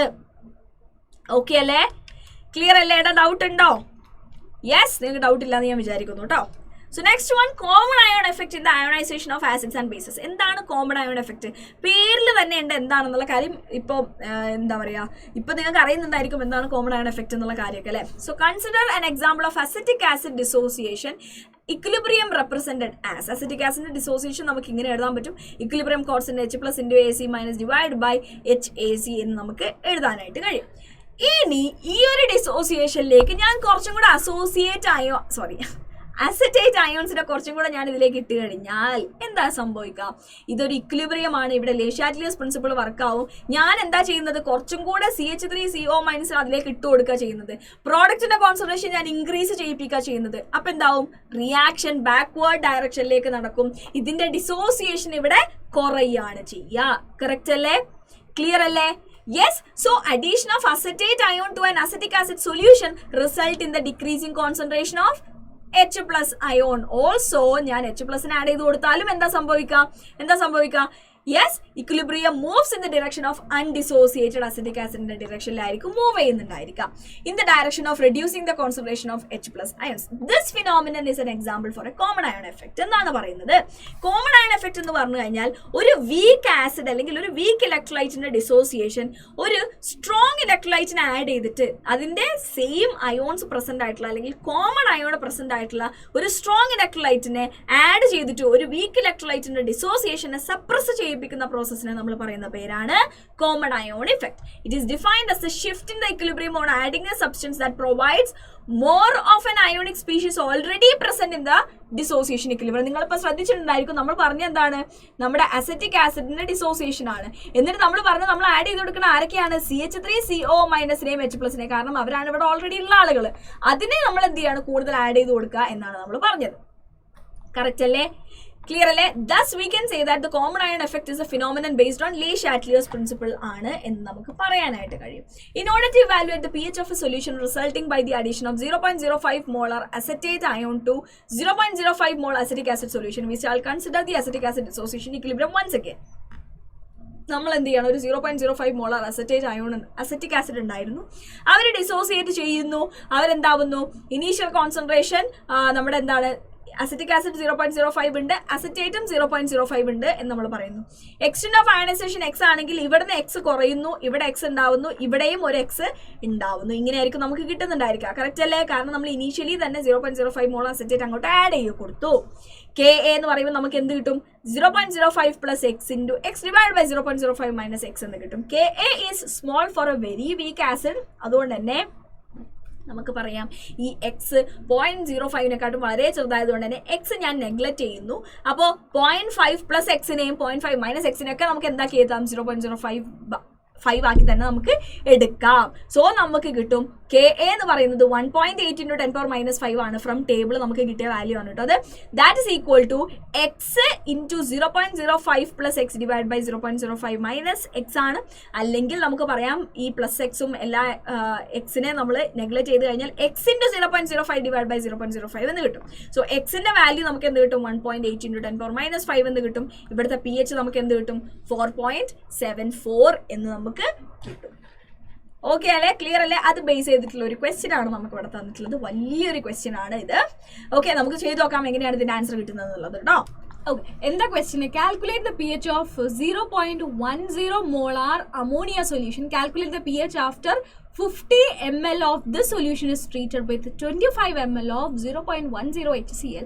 The dissociation constant of ammonia Kb equal to തന്നിട്ടുണ്ട്. ഓക്കെ, അപ്പോൾ നമ്മളോട് ആദ്യം ഒരു കണ്ടീഷൻ പറഞ്ഞു, അതിനുശേഷം നമ്മൾ 50 ml ഓഫ് ദിസ് സൊല്യൂഷൻ എടുത്തിട്ട് അതിനെ നമ്മൾ 25 ml ഓഫ് HCl ആയിട്ട് ട്രീറ്റ് ചെയ്യാന്ന് പറഞ്ഞാൽ അവിടെ ന്യൂട്രലൈസേഷൻ നടക്കുന്നുണ്ട് എന്നുള്ള കാര്യം നമ്മൾ ആലോചിക്കണം. ബാക്കി നമ്മൾ അതിനെക്കുറിച്ച് നമ്മൾ ചിന്തിച്ചിട്ട് വേണം നമ്മൾ ആൻസർ ചെയ്യാനായിട്ട്. ഈ കാര്യം നിങ്ങൾ മൈൻഡിൽ വെക്കുക. അതിന് മുന്നേ നമുക്ക് മുന്നത്തെ കണ്ടീഷൻ വെച്ചിട്ട് നമുക്ക് ചെയ്യാം. മുന്നത്തെ കണ്ടീഷൻ വെച്ച് ചെയ്യാന്ന് പറയുമ്പോൾ സെയിം പ്രൊസീജിയർ തന്നെയാണ്. കെബിന്റെ ഇക്വേഷൻ നമ്മൾ എഴുതുക, NH4 concentration into OH- concentration divide by അമോണിയന്റെ കോൺസെൻട്രേഷൻ. വാല്യൂ തന്നിട്ടുണ്ട് 1.77 × 10⁻⁵ ആണെന്നുള്ള കാര്യം. കെബിന്റെ വാല്യൂ മാറാറില്ല എന്ന് നമുക്ക് അറിയാം. ആ കാര്യം നിങ്ങൾ ഓർത്ത് വെക്കുക. ബിഫോർ ന്യൂട്രലൈസേഷൻ NH4+ കോൺസെൻട്രേഷനും OH- കോൺസെൻട്രേഷനും ഈക്വൽ ആണ്. ദാറ്റ്സ് ഈക്വൽ ടു എക്സ് എന്ന് നമ്മൾ എടുത്തു കഴിഞ്ഞാൽ നമുക്ക് പറയാൻ പറ്റും 0.10 മൈനസ് എക്സിനെ നമ്മൾ അപ്രോക്സിമേറ്റ്ലി 0.1 ആക്കി തന്നെ എഴുതാം. അപ്പോൾ നമുക്ക് x² divide by 0.10 equal to 1.77 × 10⁻⁵ ആണ് എന്ന് നമുക്ക് കിട്ടും. കറക്റ്റ് അല്ലേ? ഓക്കെ അല്ലേ? അപ്പൊ നമുക്ക് എക്സിന്റെ വാല്യൂ എന്ത് ചെയ്യാം, അവിടുന്ന് കണ്ടുപിടിക്കാം. അണ്ടർ റൂട്ട് എടുത്തിട്ട് നമുക്ക് കിട്ടും OH- കോൺസെൻട്രേഷൻ എത്രയാണ്. OH- കോൺസെൻട്രേഷൻ എത്രയാണെങ്കിൽ H+ concentration KW divide by അത് ചെയ്താൽ മതി. H+ കോൺസെൻട്രേഷൻ കിട്ടിക്കഴിഞ്ഞാൽ pH കണ്ടുപിടിക്കാൻ നമുക്കറിയാം. ഓക്കെ അല്ലേ? ക്ലിയർ അല്ലേ? ഇനി നമ്മൾ 50 ml ഓഫ് 0.5 മോളാർ HCl ആണ് നമ്മൾ ആഡ് ചെയ്യുന്നത്. അല്ലല്ലോ, addition of 25. Okay, 50 ml ammonia സൊല്യൂഷനാണ് നമ്മൾ എടുക്കുന്നത് കേട്ടോ. സോ 50 ml 25 ml ആഡ് ചെയ്ത് കഴിഞ്ഞാൽ ഇവരുടെ 25 എന്ത് ചെയ്യും, റിയാക്ട് ചെയ്യും. ബാക്കി 25 ml ഓഫ് അമോണിയ സൊല്യൂഷൻ അവിടെ തന്നെ ഉണ്ടായിരിക്കും. കാരണം നമുക്കറിയാം 1 മോൾ അമോണിയ സൊല്യൂഷൻ നമ്മൾ എടുത്തു കഴിഞ്ഞാൽ അതിലേക്ക് 1 മോൾ HCl സൊല്യൂഷൻ എടുത്തു കഴിഞ്ഞാൽ ഇവ രണ്ടുപേരും ന്യൂട്രലൈസ് ചെയ്തില്ലാതാവും. അപ്പോൾ അങ്ങനെയാണെങ്കിൽ നമ്മൾ 25 ml എടുക്കുന്നുണ്ടെങ്കിൽ ഇവിടെയും 25 ml മതി നമുക്ക് ന്യൂട്രലൈസ് ചെയ്യാനായിട്ട്. പക്ഷേ ഇവിടെ എത്രയുണ്ട്, 50 ഉണ്ട്, ഇവിടെ 25 ഉള്ളൂ. അപ്പോൾ ഇവർ രണ്ടുപേരും എന്താവും, ന്യൂട്രലൈസ് ചെയ്ത് പോകും. ബാക്കി 25 ഇവിടെ എന്ത് ചെയ്യും, ന്യൂട്രലൈസ് ചെയ്യാതെ അൺന്യൂട്രലൈസ്ഡ് ആയിട്ട് ഇവിടെ നിൽക്കുന്നുണ്ടായിരിക്കും. ഓക്കെ, അങ്ങനെയാണെങ്കിൽ 25 ml of 0.1 molar HCl solution എന്ന് പറഞ്ഞു കഴിഞ്ഞാൽ എങ്ങനെ നമുക്ക് എടുക്കാം? 0.1 മോളാർ എന്ന് പറഞ്ഞു കഴിഞ്ഞാൽ 0.1 മോൾ ഇൻ 1 ലിറ്റർ എന്ന് നമുക്ക് പറയാൻ പറ്റും. അങ്ങനെയാണെങ്കിൽ 25 ലിറ്റേഴ്സിൽ 25 മില്ലി ലിറ്ററിൽ അവർ എത്ര ഉണ്ടായിരിക്കും എന്നാണ് നമ്മൾ കണ്ടുപിടിക്കേണ്ടത്. അല്ലെങ്കിൽ നമുക്ക് എന്താ 0.1 മോൾ ഇൻ 1000 മില്ലി ലിറ്റർ. അങ്ങനെയാണെങ്കിൽ 25 മില്ലി ലിറ്ററിൽ എത്ര HCl ഉണ്ടാവും എന്ന് നമുക്ക് കണ്ടുപിടിക്കാം. അങ്ങനെ കണ്ടുപിടിക്കുമ്പോൾ നമുക്ക് കിട്ടി 2.5 മില്ലി മോൾ ഓഫ് HCl ആണ് അവിടെ ഉണ്ടായിരിക്കുക എന്നുള്ള കാര്യം. എത്രയാണ്? 2. അതായത് ഈ 25 നമ്മൾ ഇങ്ങോട്ട് എടുക്കുന്നു, ഇവിടെ നമ്മൾ ഈ x ആണ് നമുക്ക് കിട്ടേണ്ടത്. ഓക്കെ, അപ്പോൾ നമുക്ക് എങ്ങനെ കണ്ടുപിടിക്കാം? x is equal to 25 into 0.1 divided by 1000 എന്ന് നമുക്ക് കിട്ടും. ദാറ്റ് മീൻസ് 2.5 into 10⁻³ മോൾ അല്ലെങ്കിൽ 2.5 മില്ലി മോൾസ് ഓഫ് HCl ആണ് അവിടെ ഉണ്ടായത് എന്ന് നമുക്ക് പറയാം. അങ്ങനെയാണെങ്കിൽ 50 ml ഓഫ് 0.1 മോളാർ അമോണിയ സൊല്യൂഷനിൽ എത്ര അമോണിയ ഉണ്ടായിരിക്കും? സെയിം രീതിയിൽ നമ്മൾ കണ്ടുപിടിച്ചാൽ നമുക്ക് കിട്ടും 5 മില്ലി മോൾസ് ഓഫ് അമോണിയ ഉണ്ടാവുക. 2.5 മില്ലി മോൾ ഓഫ് HClഉം 5 മില്ലി മോൾ ഓഫ് അമോണിയം ഉണ്ടെങ്കിൽ 2.5 മില്ലി മോൾ ഓഫ് HClഉം ഒരു 2.5 മില്ലി മോൾ ഓഫ് അമോണിയം എന്ത് ചെയ്യും? ന്യൂട്രലൈസ് ചെയ്യും. ബാക്കി എത്ര ഉണ്ടാവും? വീണ്ടും ഒരു 2.5 മില്ലി മോൾ ഓഫ് അമോണിയ അവിടെ ഫ്രീ ആയിട്ടുണ്ടായിരിക്കും. എടാ ക്ലിയർ അല്ലേ ഞാൻ പറയുന്നത്? ഓക്കെ അല്ലേ? യെസ്. സോ നമുക്ക് പറയാം 2.5 millimole of ammonia molecules are neutralized and the resulting 75 ml solution contains the remaining unneutralized 2.5 millimole of ammonia molecules and 2.5 millimole of NH4+. കാരണം എന്താണ്? നമ്മൾ 50 ml ഒരു സൊല്യൂഷനും 25 ml ഒരു സൊല്യൂഷനും കൂടെ ആഡ് ചെയ്യാണ്. സോ ടോട്ടൽ വോളിയം എന്തായാലും 75 ml കിട്ടും. അവിടെ 0.25 ml HClഉം 2.5 millimole HClഉം 2.5 millimole അമോണിയ കൂടെ റിയാക്ട് ചെയ്തിട്ട് അവരെന്തായിട്ട് മാറിയിട്ടുണ്ടാവും? NH4+ ആയിട്ട് മാറിയിട്ടുണ്ടാവും. കറക്റ്റ് അല്ലേ?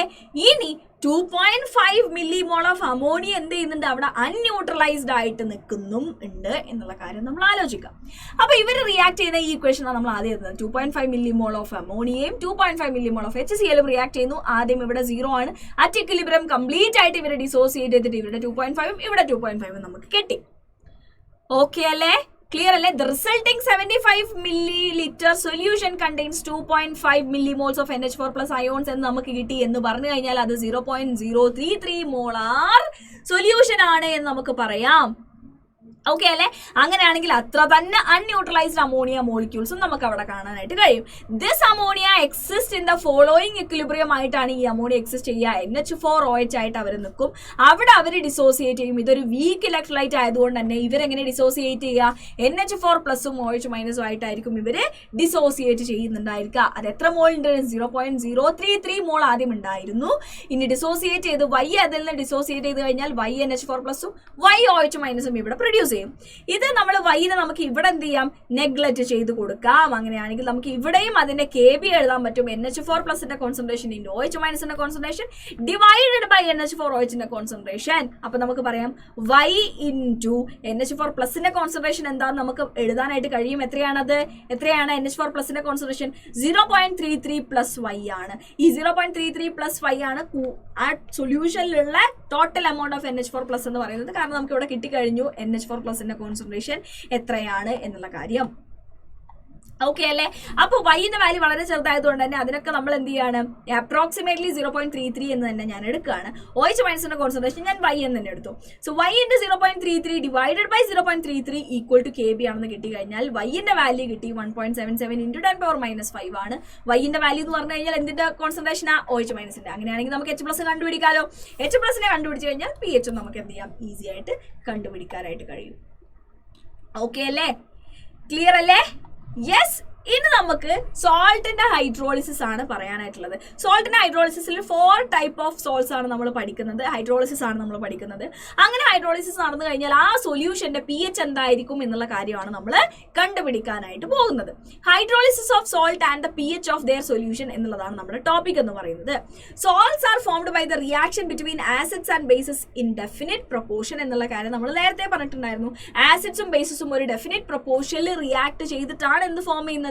സോൾട്ട്സ് ഫോം ചെയ്യുന്നത് എന്നുള്ള കാര്യം. So they undergo ionization in water. The cations and anions formed on ionization of salt either exist as hydrated ions in aqueous solution or interact with the water to reform corresponding acids and bases depending upon the nature of the salt എന്നുള്ളതാണ്. നമുക്ക് പറയാം എന്താണെന്നുള്ള കാര്യം ഞാൻ ഇപ്പം തന്നെ പറഞ്ഞുതരാം. The later process of interaction between the water and cations and anions both of salts is called hydrolysis. അതായത് ഈ സോൾട്ട് വാട്ടർ മോളിക്യൂൾസ് ആയിട്ട് റിയാക്ട് ചെയ്യുന്ന ആ ഒരു പ്രോസസ്സിനെ നമ്മൾ പറയുന്ന പേരാണെന്ത്? ഹൈഡ്രോളിസിസ് എന്നുള്ളത്. pH of the the solution get affected by this interaction? The cations ആയിട്ടുള്ള നമ്മുടെ സ്ട്രോങ് ബേസസ് എന്ന് വരുന്ന കാറ്റയോൺസ് ആണ് ആരൊക്കെ? NaOH എന്ന് വരുന്നത് Na+, KOH എന്ന് വരുന്നത് K+, CaOH twice Ca2+, Ba2+, ഇതെല്ലാം സ്ട്രോങ് ആയിട്ടുള്ള ബേസസ് എന്ന് വരുന്ന കാറ്റയോൺസ് ആണ്. അവിടുന്ന് വരുന്ന ആനയോൺസ് ആണ് ആരൊക്കെ? Cl-, Br-, NO3-, ClO4-, etc. Are the strong acids. അതായത് HCl എന്ന് പറയുന്ന സ്ട്രോങ് ആസിഡ് എന്ന് വരുന്ന ആനയോൺ ആണ് ആര്? Cl-. HBr എന്ന് പറയുന്ന സ്ട്രോങ് ആസിഡ് എന്ന് വരുന്ന ആനയോൺ ആണ് Br-. ഇങ്ങനെ നമുക്ക് കിട്ടും. They simply get hydrated but not hydrolyzed. അവരെന്ത് ചെയ്യുള്ളൂ? ജസ്റ്റ് ഹൈഡ്രേറ്റഡ് ആവുകയുള്ളൂ. വാട്ടർ മോളിക്യൂൾ ആയിട്ട് അവർ ഇന്ററാക്ട് ചെയ്ത് നിൽക്കുകയുള്ളൂ. അവരൊരിക്കലും ഹൈഡ്രോളിസിസ് അണ്ടർഗോ ചെയ്യില്ല. Okay അല്ലേ? And therefore the solution of salt formed from strong acids and bases എന്തായിരിക്കും? ന്യൂട്രൽ ആയിട്ടായിരിക്കും നമുക്ക് കിട്ടുന്നുണ്ടായിരിക്കുക. പക്ഷേ ഇതെങ്ങാനും വീക്ക് ആണെങ്കിൽ എന്ത് സംഭവിക്കും എന്നുള്ളതാണ് ഇവിടുത്തെ നമ്മുടെ ഡിഫറൻസ് വരുന്നത്. So now we can consider the hydrolysis of salt by of the following type. Salt എങ്ങനെയൊക്കെ ഫോം ചെയ്യാം? ഒരു വീക്ക് ആസിഡ് ഒരു വീക്ക് ബേസുമായിട്ട് റിയാക്ട് ചെയ്തിട്ട് സോൾട്ട് ഫോം ചെയ്യാം. സ്ട്രോങ് ആസിഡ് സ്ട്രോങ് ബേസുമായിട്ട് റിയാക്ട് ചെയ്തിട്ട് എന്ത് ഫോം ചെയ്യാം? നമ്മുടെ സോൾട്ട് ഫോം ചെയ്യാം. സ്ട്രോങ് ആസിഡ് വീക്ക് ബേസ് ആയിട്ട് റിയാക്ട് ചെയ്തിട്ട് സോൾട്ട് ഫോം ചെയ്യാം. ഒരു വീക്ക് ആസിഡ് സ്ട്രോങ് ബേസ് ആയിട്ട് ഫോം ചെയ്തിട്ടും സോൾട്ട് ഫോം ചെയ്യാലോ. ഇങ്ങനത്തെ സോൾട്ടിന്റെ ഒക്കെ ഹൈഡ്രോളിസിസ് ആണ് നമ്മൾ നോക്കാനായിട്ട് പോകുന്നത്. So first one, salt of weak ആസിഡും സ്ട്രോങ് ബേസും. വീക്ക് ആസിഡ് എന്ന് പറയുമ്പോൾ അസിഡിക് ആസിഡ് എടുക്കാം, സ്ട്രോങ് ബേസ് എന്ന് പറയുമ്പോൾ NaOH എടുക്കാം. അവരുണ്ടാക്കുന്ന സോൾട്ട് എന്തായിരിക്കും? CH3COO ആയിരിക്കും അവരുണ്ടാക്കുന്ന സോൾട്ട് എന്ന് പറയുന്നത്, പ്ലസ് വാട്ടർ മോളിക്യൂൾ. ഓക്കെ അല്ലേ? ക്ലിയർ അല്ലേ? Yes. And salt of strong ആസിഡും വീക്ക് ബേസും. സ്ട്രോങ് ആസിഡ് HCl-ഉം വീക്ക് ബേസ് NH4OH എടുത്തു കഴിഞ്ഞാൽ NH4Cl ആണ് ഇവിടെ ഉണ്ടാവുന്ന സോൾട്ട് എന്ന് പറയുന്നത്. ഇനി വീക്ക് ആസിഡ് വീക്ക് ബേസ് എടുത്തു കഴിഞ്ഞാൽ CH3COONH4. ഫസ്റ്റ് നമ്മൾ strong acid plus strong base നമ്മൾ ഓൾറെഡി പറഞ്ഞു കഴിഞ്ഞു. അവരാരും ഹൈഡ്രോളിസിസ് നടക്കില്ല, ഹൈഡ്രേഷൻ മാത്രമേ നടക്കുള്ളൂ. അവിടെ നമുക്ക് ഉണ്ടാവുന്ന ആ സൊല്യൂഷൻ എന്ന് പറയുന്നത് ഒരു ന്യൂട്രൽ ആയിരിക്കും എന്നുള്ള കാര്യം നമ്മൾ ഓൾറെഡി കണ്ടുപിടിച്ചതാണ്. ഇനി അത് നമ്മൾ ഫോർത്ത് ഗ്രൂപ്പ് വരുന്നത് അതായിരുന്നു, അത് നമ്മൾ ഡിസ്കസ് ചെയ്യുന്നില്ല. ഇനി നമുക്ക് ഈ മൂന്നുമാണ് നമുക്ക് ഇനി നോക്കാനുള്ളത്. ഫസ്റ്റ് കേസിൽ CH3COONA being A salt of weak acid CH3COOH strong base NaOH. ഇവരെങ്ങനെയാണ് ചെയ്യുക? CH3CO- ഉണ്ടാവും, Na+ ഉണ്ടാവും. Na+ നമ്മൾ ഓൾറെഡി പറഞ്ഞു ഇത് വരുന്നത് എവിടെ നിന്നാണ്? ഒരു സ്ട്രോങ് ആയിട്ടുള്ള ഒരു ബേസിൽ നിന്നാണ്. ഇത് ഹൈഡ്രോളൈസ് ചെയ്യോ? ഇല്ല. ഇത് സോറി ഗൈസ്, നമ്മളെ അസറ്റേറ്റ് അയോൺ മാത്രമേ ഇവിടെ എന്ത് ചെയ്യുള്ളൂ? ഹൈഡ്രോളിസിസ് അണ്ടർഗോ ചെയ്യുന്നുണ്ടായിരിക്കുള്ളൂ. ഒരു നെഗറ്റീവ് അയോൺ ഹൈഡ്രോളൈസ് ചെയ്ത് കഴിഞ്ഞാൽ അവർ ഫോം ചെയ്യുന്നത് ഒരു OH- ആയിരിക്കും. അങ്ങനെയാണെങ്കിൽ സൊല്യൂഷനിൽ ഇപ്പോൾ ആരാ കൂടുതൽ? OH- കൂടുതൽ. ദാറ്റ് മീൻസ് ആ സൊല്യൂഷൻ എന്തായിട്ട് ആക്ട് ചെയ്യും? ഒരു ബേസിക് സൊല്യൂഷൻ ആയിട്ട് അവർ ആക്ട് ചെയ്യും എന്ന് നമുക്ക് പറയാം. This result in the increasing concentration of OH- ion, concentration in solution making it alkaline. അതിന്റെ pH will be greater than 7 എന്ന് നമുക്ക് പറയാനായിട്ട് കഴിയും. ഇനി നിങ്ങൾ NH4Cl ഒന്ന് നോക്കി നോക്കൂ. NH4+ ഉണ്ട്, Cl- ഉണ്ട്. Cl- ഒരു സ്ട്രോങ് ആയിട്ടുള്ള ആസിഡ് എന്ന് വരുന്നതുകൊണ്ട് തന്നെ ഇവർ ഹൈഡ്രോളിസിസ് അണ്ടർഗോ ചെയ്യില്ല. ഈ പോസിറ്റീവ്ലി ചാർജ് ആയിട്ടുള്ള കാറ്റയോൺ മാത്രമേ ഹൈഡ്രോളിസിസ് അണ്ടർഗോ ചെയ്യുള്ളൂ. പോസിറ്റീവ്ലി ചാർജ് ആയിട്ടുള്ള ആളാണ് ഹൈഡ്രോളിസിസ് അണ്ടർഗോ ചെയ്യുന്നത് എന്നുണ്ടെങ്കിൽ അവർ റിലീസ് ചെയ്യുന്നത് H+ ആയിരിക്കും. ഓക്കെ അല്ലേ? ക്ലിയർ അല്ലേ? അങ്ങനെ H+ അവർ റിലീസ് ചെയ്ത് കഴിഞ്ഞാൽ H+ ആയതുകൊണ്ട് കോൺസെൻട്രേഷൻ കൂടും. ആസിഡിക് ആയിട്ടുള്ള ഒരു സൊല്യൂഷൻ ആയിരിക്കും അവിടെ കിട്ടുന്നുണ്ടായിരിക്കുക. അവരുടെ pH <7 ആണ് എന്ന് നമുക്ക് പറയാം. ഇനി രണ്ടും വീക്ക് ആണെങ്കിൽ നമുക്ക് കിട്ടും CH3COO- കിട്ടും, അവിടെ NH4+ കിട്ടും. രണ്ടും ഹൈഡ്രോളിസിസ് അണ്ടർഗോ ചെയ്യും. ക്ലിയർ അല്ലേ? അപ്പൊ നമുക്ക് H+ഉം OH- ഇവിടെ ഉണ്ടാവാം.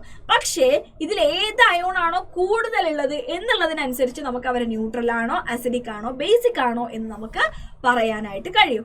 അപ്പോൾ അങ്ങനത്തെ ആളുകളുടെ pH ഓഫ് സച്ച് സൊല്യൂഷൻ നമുക്ക് എങ്ങനെ കണ്ടുപിടിക്കാം? pH is equal to 7 + ½ into pKa - pKb എന്നുള്ള ഇക്വേഷൻ വെച്ചിട്ടാണ് നമ്മൾ അങ്ങനത്തെ സൊല്യൂഷൻസിന്റെ pH കണ്ടുപിടിക്കാറുള്ളത്. pH greater than 7 ആണെങ്കിൽ ആൽക്കലൈൻ ആണെന്നും <7 ആണെങ്കിൽ അത് ബേസിക് ആണ് എന്നും നമുക്ക് പറയാനായിട്ട് കഴിയും. So pH is equal to 7 + ½ into pKa - pKb ആണ് നമ്മുടെ ഇക്വേഷൻ വരുന്നത്. Okay, so pKa of acetic acid and pKb of ammonium hydroxide തന്നിട്ടുണ്ട്. അങ്ങനെയാണെങ്കിൽ ആ pH of ammonium acetate ഇവർ രണ്ടുപേരും കൂടെ ആഡ് ചെയ്യുമ്പോൾ ഉണ്ടാവുന്ന pH എത്രയാണെന്നാണ് ഇപ്പൊ നമ്മൾ പറഞ്ഞേ ഉള്ളൂ. എത്രയാണ്? 7 + ½ into pKa - pKb ആണ് equation. So 7 + ½ into pKa value എത്രയാണ്? 4.76 - 4.75 എന്ന് നമുക്ക് കിട്ടും. That is equal to 7 + 1/2 into 0.01 എന്ന് നമുക്ക് കിട്ടും. ക്ലിയർ അല്ലേ? ഇപ്പം നമുക്ക് എന്ത് കിട്ടും? 7 + 0.005 എന്ന് കിട്ടും. 7.005 ആയിരിക്കും നമ്മുടെ ആൻസർ വരുന്നുണ്ടായിരിക്കും, വിച്ച് സ്ലൈറ്റ്ലി ലെസ് ദാൻ 7, അല്ലെങ്കിൽ സ്ലൈറ്റ്ലി ആൽക്കലൈൻ ആണ് എന്ന് നമുക്ക് പറയാം. ഓക്കെ അല്ലേടാ? ക്ലിയർ അല്ലേ? നെക്സ്റ്റ് നമുക്ക് നോക്കാനുള്ളതാണ് എന്ത്? Buffer solutions. എന്താണ് ബഫർ സൊല്യൂഷൻസ്, എന്താണ് ഒരു ബഫർ എന്നുള്ള കാര്യങ്ങളാണ് നെക്സ്റ്റ് നമ്മൾ നോക്കാനായിട്ട് പോകുന്നത്. ഓക്കെ, സോ എന്താണ് ബഫർ സൊല്യൂഷൻസ് എന്ന് പറഞ്ഞു കഴിഞ്ഞാൽ, many body fluids, example blood, നമ്മുടെ urine, have definite pH and any deviation in their pH indicates malfunctioning in the body. നമ്മുടെ ബോഡിയിൽ നമ്മുടെ ബ്ലഡിന് ഒരു pH ഉണ്ട്, നമ്മുടെ യൂറിന് ഒരു pH ഉണ്ട്. ഇതിൻ്റെയൊക്കെ pHൽ വല്ല ഡിഫറൻസും വരിക എന്ന് പറഞ്ഞു കഴിഞ്ഞാൽ അത് ഇംപ്ലൈ ചെയ്യുന്ന എന്താണ്? നമ്മുടെ ബോഡിയിൽ എന്തോ ഒരു പ്രശ്നമുണ്ട്, അതുകൊണ്ടാണ് ഇതിൻ്റെ pH ഒക്കെ ചേഞ്ച് ആയത് എന്ന് നമുക്ക് പറയാനായിട്ട് കഴിയും. So the control of pH is also very important in many chemical and biochemical processes. Many medical and cosmetic formulation require that these be kept and administered at a particular pH. നമ്മൾ എപ്പോഴും പറയാനുണ്ട്, നമ്മൾ ഉള്ളിലേക്ക് കൊടുക്കുന്ന കാര്യമാണെങ്കിലും സ്കിന്നിൽ apply ചെയ്യുന്നതാണെങ്കിലും ആ ഒരു പെർട്ടിക്കുലർ pH ആയിട്ട് അവരെന്ത് ചെയ്യണം? ഒത്തുചേർന്ന് പോകണം. സോ നമുക്ക് അതിനുള്ള സൊല്യൂഷൻസ് ഉണ്ട്. The solutions which resist the change in pH on dilution or with addition of a small amount of acid അല്ലെങ്കിൽ alkali are called buffer solutions. ഒന്നുമില്ല, ഒരു സൊല്യൂഷൻ ഉണ്ട്, അതിലേക്ക് ഇപ്പം ഞാനൊരു ചെറിയ എമൗണ്ട് ആസിഡോ അല്ലെങ്കിൽ ഒരു ചെറിയ എമൗണ്ട് ബേസോ ഞാൻ ആഡ് ചെയ്ത് കഴിഞ്ഞാൽ ഇതിൻ്റെ pHന് ഒരു കുലുക്കവും ഇല്ലാതെ ആ pH അങ്ങനെ തന്നെ മെയിൻറ്റെയിൻ ചെയ്യാൻ കഴിയുന്ന സൊല്യൂഷൻസിനെ നമ്മൾ വിളിക്കുന്ന പേരാണ് buffer solutions. So buffer solutions of known pH can be prepared by the knowledge of pKa of the acid or pKb of the base and by controlling the ratio of the salt and acid or salt and base. The mixture of acetic acid and sodium acetate act as a buffer solution of around pH 4.75. ഇതിലേക്ക് ഞാൻ കുറച്ച് ആസിഡോ അല്ലെങ്കിൽ കുറച്ച് ബേസോ add ചെയ്താൽ ഈ pH 4.75 എന്ത് ചെയ്യില്ല? Change ചെയ്യില്ല. രണ്ട് ടൈപ്പ് ഓഫ് ബഫേഴ്സ് ആണ് നമുക്കുള്ളത്. ഏതൊക്കെയാണ്? അസിഡിക് ബഫേഴ്സ് ഉണ്ട്, ബേസിക് ബഫേഴ്സ് ഉണ്ട്. അസിഡിക് ബഫർ എന്ന് പറഞ്ഞാൽ അവരുടെ pH എന്താണ്? 4.75, pH ലെസ് ദാൻ 7 ആണ്. ഇതെങ്ങനെയാണ് നമ്മൾ ഉണ്ടാക്കുക? ഒരു വീക്ക് ആസിഡും ആ വീക്ക് ആസിഡ് ഒരു സ്ട്രോങ് ബേസുമായിട്ട് ഉണ്ടാക്കിയിട്ടുള്ള ഒരു സോൾട്ടും, ഇതിന്റെ രണ്ടിന്റെയും കൂടെ മിക്സ്ചർ നമുക്ക് എടുത്താൽ നമുക്ക് കിട്ടുന്നത് ഒരു അസിഡിക് ബഫർ ആയിരിക്കും. ബേസിക് ബഫർ എന്ന് പറഞ്ഞു കഴിഞ്ഞാൽ അവരുടെ pH ഗ്രേറ്റർ ദാൻ 7, 9.25.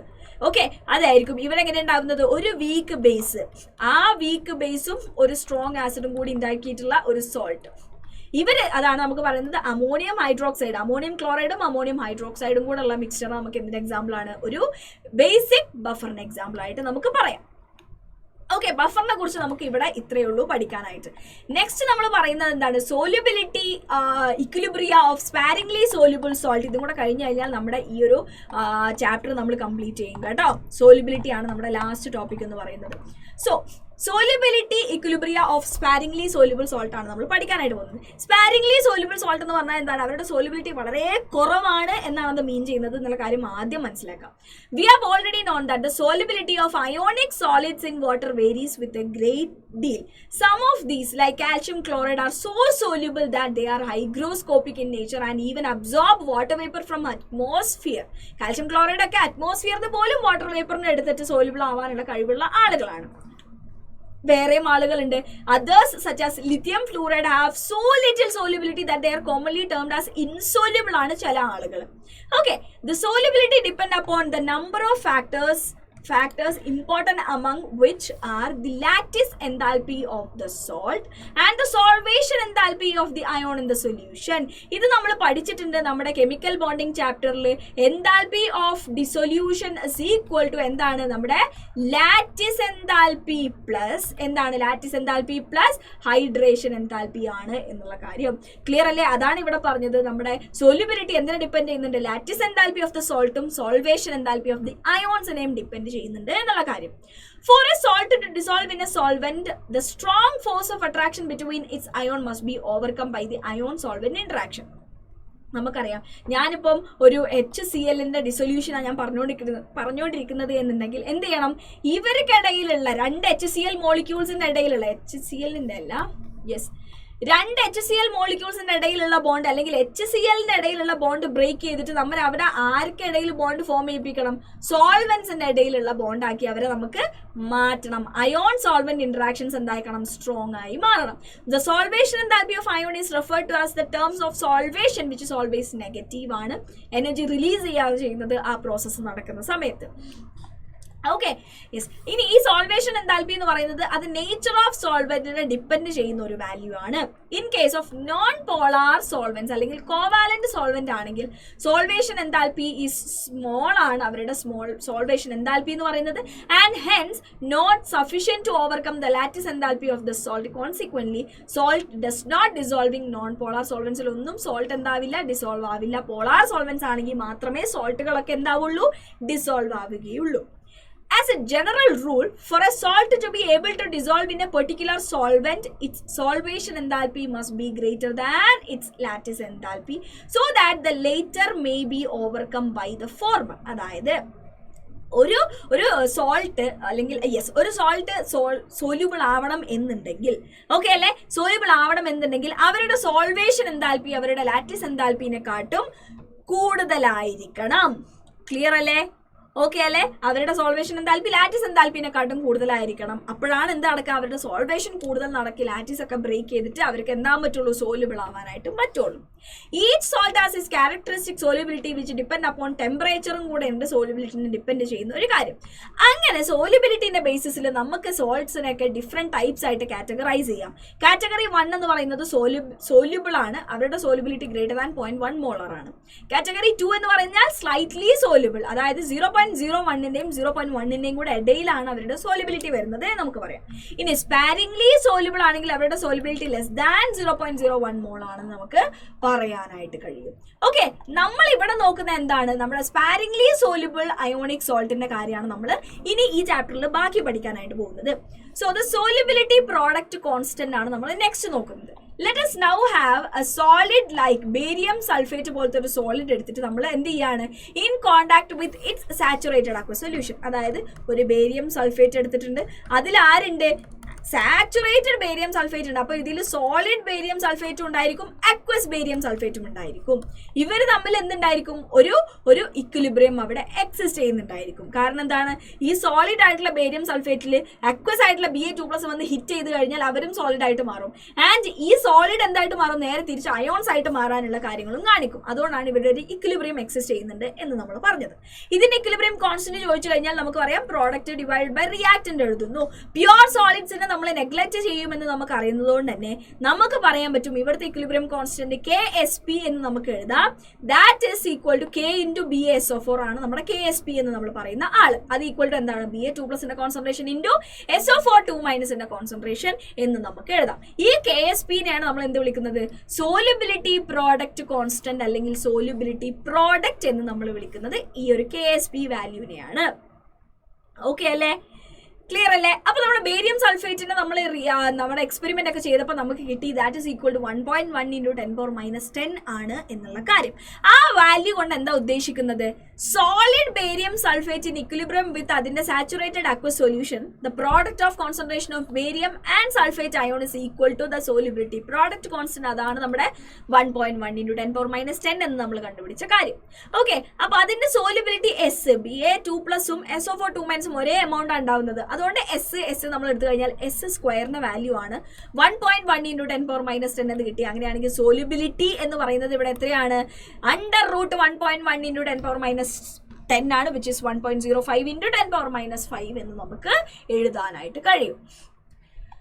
ഓക്കെ അല്ലേ, ക്ലിയർ അല്ലേ? അവിടെ നമ്മൾ എന്ത് കണ്ടുപിടിച്ചു, അപ്പോൾ മോളാർ സോല്യൂബിലിറ്റി നമ്മൾ കണ്ടുപിടിച്ചു. A salt may give on dissociation 2 or more than 2 anions and cations carrying different charges തന്നു കഴിഞ്ഞാൽ എന്താണ് അവിടുത്തെ അവസ്ഥ എന്നാണ് നമ്മൾ നോക്കുന്നത്. So ZR thrice PO4 4 times ഇതാണ് നമുക്കുള്ളത്. ZR thrice PO4 4 times. Okay അല്ലേ, ക്ലിയർ അല്ലേ? അങ്ങനെയാണെങ്കിൽ ഇവിടെ നമുക്ക് എന്ത് കിട്ടും, 3 ZR4+ കിട്ടും, 4 PO4 3- നമുക്ക് കിട്ടും. അങ്ങനെയാണെങ്കിൽ ഇതിന്റെ S ആണെങ്കിൽ ഇവിടെ എത്ര ഫോം ചെയ്യും, 3Sഉം 4Sഉം ഫോം ചെയ്യുമല്ലോ. അങ്ങനെയാണെങ്കിൽ ഇതിന്റെ KSP എന്താന്ന് നമുക്ക് എഴുതാം, 3S³ ഇൻറ്റു 4S⁴ എന്ന് നമുക്ക് എഴുതാം. That means 27S³ into 64S⁴ എന്ന് നമ്മൾ എഴുതേണ്ടി വരും, വിച്ച് ഇസ് ഈക്വൽ ടു നമുക്ക് കിട്ടും 6912 ഇൻറ്റു S⁻7 എന്ന് നമുക്ക് കിട്ടുന്നതായിരിക്കും. ഓക്കെ അല്ലെ? അങ്ങനെ ഓരോന്നിന്റെ നമുക്ക് എന്ത് ചെയ്യാം, എഴുതാനായിട്ട് കഴിയും. ക്ലിയർ അല്ലേ? ഇങ്ങനത്തെ ഈ ഒരു കാര്യം ഇങ്ങനെ കാണാതെ പഠിക്കണം എന്ന് യാതൊരു നിർബന്ധമില്ല, നിങ്ങൾക്ക് ചെയ്യാൻ അറിഞ്ഞാൽ മതി കാര്യങ്ങൾ. Okay, yes. ഇനി നമ്മുടെ ഇക്വിലിബ്രിയം കോൺസ്റ്റന്റിന്റെ കാര്യത്തിൽ പറഞ്ഞ പോലെ തന്നെ നമുക്ക് KSP ഉണ്ട്, QSP ഉണ്ട്. അതായത് നമ്മുടെ റിയാക്ഷൻ കോഷ്യന്റ് Q നമ്മൾ പറഞ്ഞ പോലെ തന്നെ അവർ saturated solution in terms KSP in equation is given by QSP in section 7.62. എവിടെയാണത്? യെസ്, ഓക്കെ, ഐ തിങ്ക് ഇത് നമ്മുടെ 7.6.2 എന്ന് പറയുന്നത് നമ്മുടെ ഇക്വിലിബ്രിയം കോൺസ്റ്റന്റിൽ പറഞ്ഞ കാര്യമാണ് കേട്ടോ. അതായത് നമ്മുടെ റിയാക്ഷൻ കോഷ്യന്റിന്റെ കാര്യം. When the concentration of one or more species is not the concentration under equilibrium അല്ലാത്ത സമയത്താണ് നമ്മൾ നോക്കുന്നത് എന്നുണ്ടെങ്കിൽ നമ്മൾ അതിനെ QSP എന്നാണ് പറയുന്നത്. KSP ഈക്വൽ ടു QSP എപ്പോൾ അറ്റ് ഇക്വിലിബ്രിയത്തിലാവുന്ന സമയത്ത്. But otherwise it gives the direction of the process for precipitation ആണോ ഡിസൊല്യൂഷൻ ആണോ നടക്കുക എന്ന് നമുക്ക് മനസ്സിലാക്കി തരും. ദാറ്റ് മീൻസ് ഒന്നുമില്ല, നമ്മുടെ KSP വാല്യൂ ആണ് QSP-നെക്കാട്ടും കൂടുതൽ എന്നുണ്ടെങ്കിൽ ദാറ്റ് മീൻസ് QSP ഇപ്പോഴും ഇക്വിലിബ്രിയത്തിൽ എത്തിയിട്ടില്ല. ഇക്വിലിബ്രിയത്തിൽ എത്തണമെങ്കിൽ മോർ ഫോർവേഡ് ഡിറക്ഷനിൽ റിയാക്ഷൻ നടക്കണം. ഫോർവേഡ് ഡിറക്ഷനിൽ റിയാക്ഷൻ എന്താണ്? ഡിസൊല്യൂഷൻ ആണ്. സോ അവിടെ എന്ത് നടക്കും? ഡിസൊല്യൂഷൻ റിയാക്ഷൻ ആണ് നടക്കുക. ഇനി QSP ആണ് KSP-നെക്കാട്ടും കൂടുതൽ എന്നുണ്ടെങ്കിൽ അവിടെ ഏത് റിയാക്ഷനാണ് നടക്കുക? അവിടെ നടക്കുന്ന റിയാക്ഷൻ വിൽ ബി നമ്മുടെ എന്താ പറയുക, പ്രസിപ്പിറ്റേഷൻ ആണ് നടക്കുന്നുണ്ടായിരിക്കുക. കാരണം ഇക്വിലിബ്രിയം കോൺസ്റ്റന്റിനെക്കാട്ടും വലിയ വാല്യൂ ആയി. സോ ബാക്ക്വേർഡ് റിയാക്ഷൻ നടക്കണം. ബാക്ക്വേർഡ് റിയാക്ഷൻ എന്ന് പറഞ്ഞു കഴിഞ്ഞാൽ എന്താണ്? പ്രസിപ്പിറ്റേഷൻ ആണ് അവിടെ നടക്കുന്നുണ്ടായിരിക്കുക എന്ന് നമുക്ക് പറയാം. Okay, clear. നെക്സ്റ്റ് നമ്മൾ നോക്കുന്നത് എന്താണ്? നമ്മുടെ ഒരു പ്രോബ്ലം ആണ് നമുക്ക് അതിന്റെ ബേസിസിൽ ചെയ്യാനായിട്ടുള്ളത്. നോക്കി നോക്കാം. Calculate the solubility of A2X3 in pure water assuming that there neither kind of ion react with water. Solubility product of നമുക്ക് തന്നിട്ടുണ്ട്. സോലിബിലിറ്റി പ്രോഡക്റ്റ് എത്രയാണെന്നുള്ളത്. സോലിബിലിറ്റി എസിന്റെ വാല്യൂ ആണ് നമ്മളോട് കണ്ടുപിടിക്കാനായിട്ട് പറഞ്ഞിട്ടുള്ളത്. നമുക്ക് പറയാം A2X3 എന്ന് പറയുമ്പോൾ അതെങ്ങനെ അയോണൈസ് ചെയ്യും?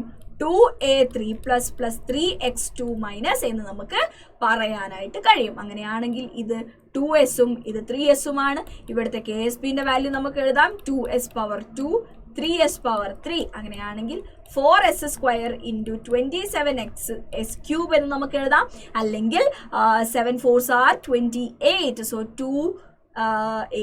108 S power 5 എന്ന് നമുക്ക് കിട്ടും. അതിന്റെ വാല്യൂ നമുക്ക് തന്നിട്ടുണ്ട് 1.1 into 10 power minus 23 ആണ്. അങ്ങനെയാണെങ്കിൽ S power 5 equal to this divided by 108 എന്ന് കിട്ടും.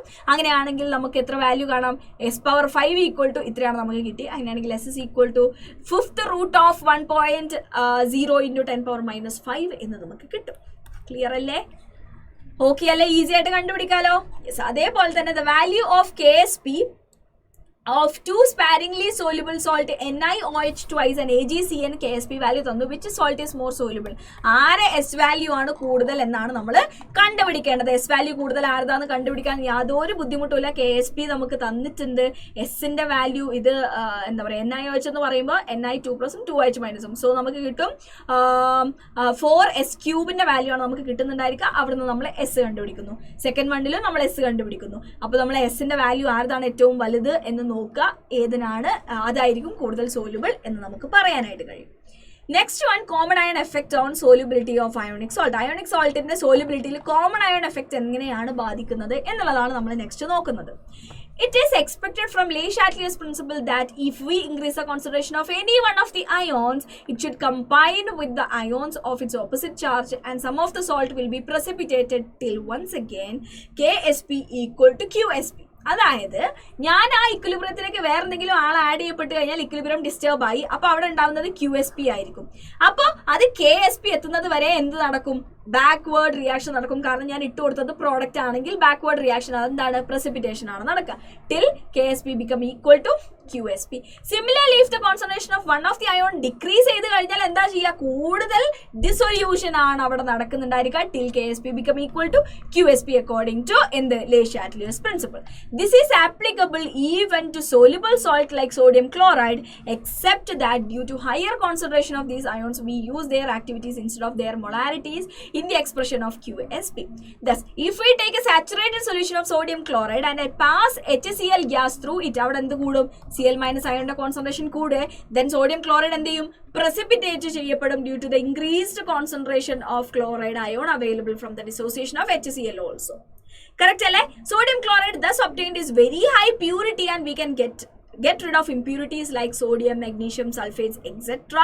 പോലുള്ള impurities കളയാനായിട്ട് നമുക്ക് ഈ ഒരു കാര്യം യൂസ് ചെയ്യാനായിട്ട് കഴിയും.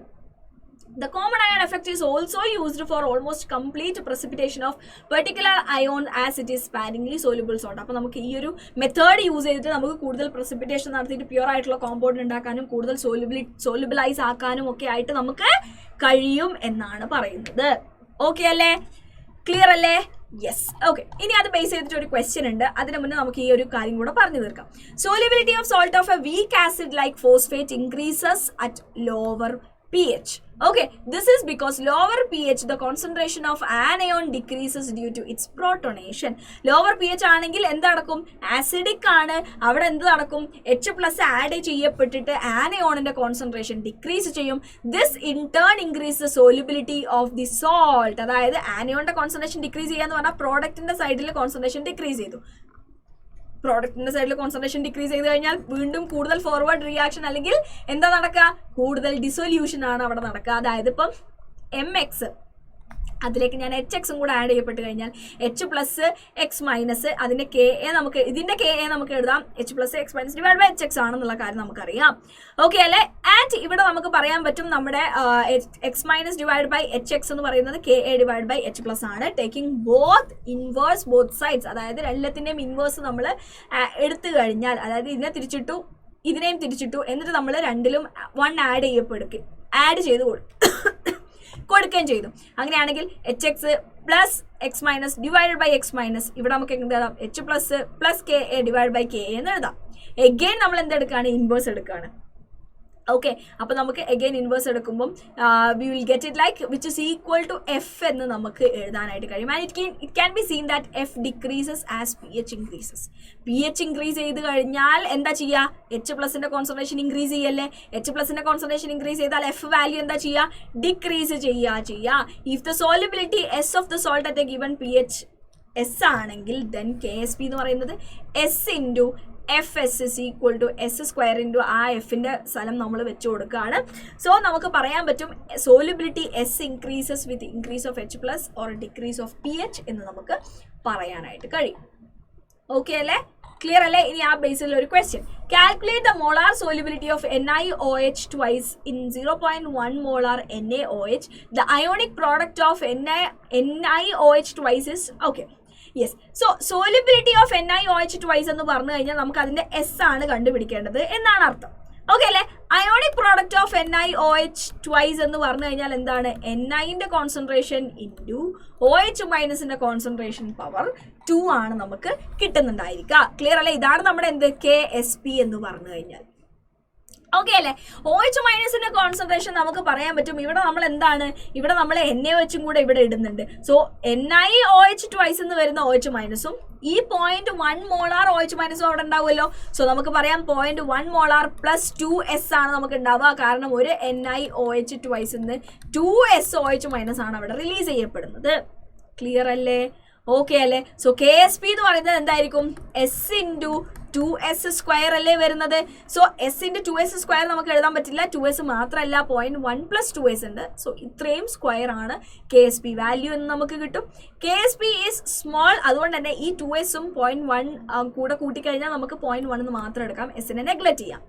അങ്ങനെയാണെങ്കിൽ നമുക്ക് ഈ ഇക്വേഷൻ സോൾവ് ചെയ്ത് കഴിഞ്ഞാൽ എസിൻ്റെ വാല്യൂ കിട്ടും 2 × 10⁻³ 13 ആണെന്നുള്ളത്. എടാ അത്രയേ ഉള്ളൂ നമ്മുടെ ഇക്വിലിബ്രിയത്തിൻ്റെ അയോണിക് ഇക്വിലിബ്രിയം എന്ന് പറയുന്ന ഈ ഒരു പോർഷനും കൂടെ. സോ നിങ്ങൾക്ക് മനസ്സിലായി എന്ന് ഞാൻ വിചാരിക്കുന്നു. എന്തെങ്കിലും ഡൗട്ട് ഉണ്ടെങ്കിൽ നിങ്ങൾ നമ്മുടെ കമൻറ്റ് ബോക്സിൽ വന്നിട്ട് പറയാനായിട്ട് മറക്കരുത്. എന്ത് ഡൗട്ട് ഉണ്ടെങ്കിലും ചോദിക്കാം. ആൻഡ് അഗൈൻ ഇതുവരെ സബ്സ്ക്രൈബ് ചെയ്യാതെ ആരെങ്കിലും കണ്ടുകൊണ്ടിരിക്കുന്നവരുണ്ടെങ്കിൽ വേഗം സബ്സ്ക്രൈബ് ചെയ്യാൻ നിങ്ങളുടെ ഫ്രണ്ട്സിന് എല്ലാവർക്കും ഷെയർ ചെയ്ത് കൊടുക്കുക. അതുകൂടാതെ വേറൊരു കാര്യം പറയാനുള്ളത് എന്താണെന്ന് ചോദിച്ചു കഴിഞ്ഞാൽ നമ്മുടെ വേദാന്തു ഡെയിലി പ്രാക്ടീസ് പ്രോബ്ലംസിൻ്റെ ഭാഗമായിട്ട് ഇതിനായിട്ട് ബേസ് ചെയ്തിട്ടുള്ള ഒരു വീക്ക് ക്വിസിൻ്റെ ലിങ്ക് നമ്മുടെ ഡിസ്ക്രിപ്ഷൻ ബോക്സിൽ കൊടുത്തിട്ടുണ്ടായിരിക്കും.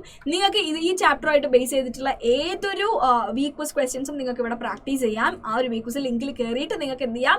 ഈ ചാപ്റ്ററായിട്ട് ബേസ് ചെയ്തിട്ടുള്ള ഒരു വീക്ക് ക്വിസ് നിങ്ങൾക്ക് ചെയ്യാം. എത്രത്തോളം ഈ ചാപ്റ്റർ നിങ്ങൾ പഠിച്ചു എന്നുള്ളൊരു കാര്യം നിങ്ങൾക്ക് മനസ്സിലാക്കി തരാനായിട്ടാണ് ആ ഒരു കാര്യം നമ്മൾ പറയുന്നത്. ആൻഡ് അത് കൂടാതെ നമ്മുടെ ടെലഗ്രാമിൽ നിങ്ങൾ ഇതുവരെ ജോയിൻ ചെയ്തിട്ടില്ലെങ്കിൽ ടെലഗ്രാമിൽ പെട്ടെന്ന് തന്നെ ജോയിൻ ചെയ്യുക. ഡിസ്ക്രിപ്ഷൻ ബോക്സിൽ അതിൻ്റെയും ലിങ്ക് കൊടുത്തിട്ടുണ്ട്.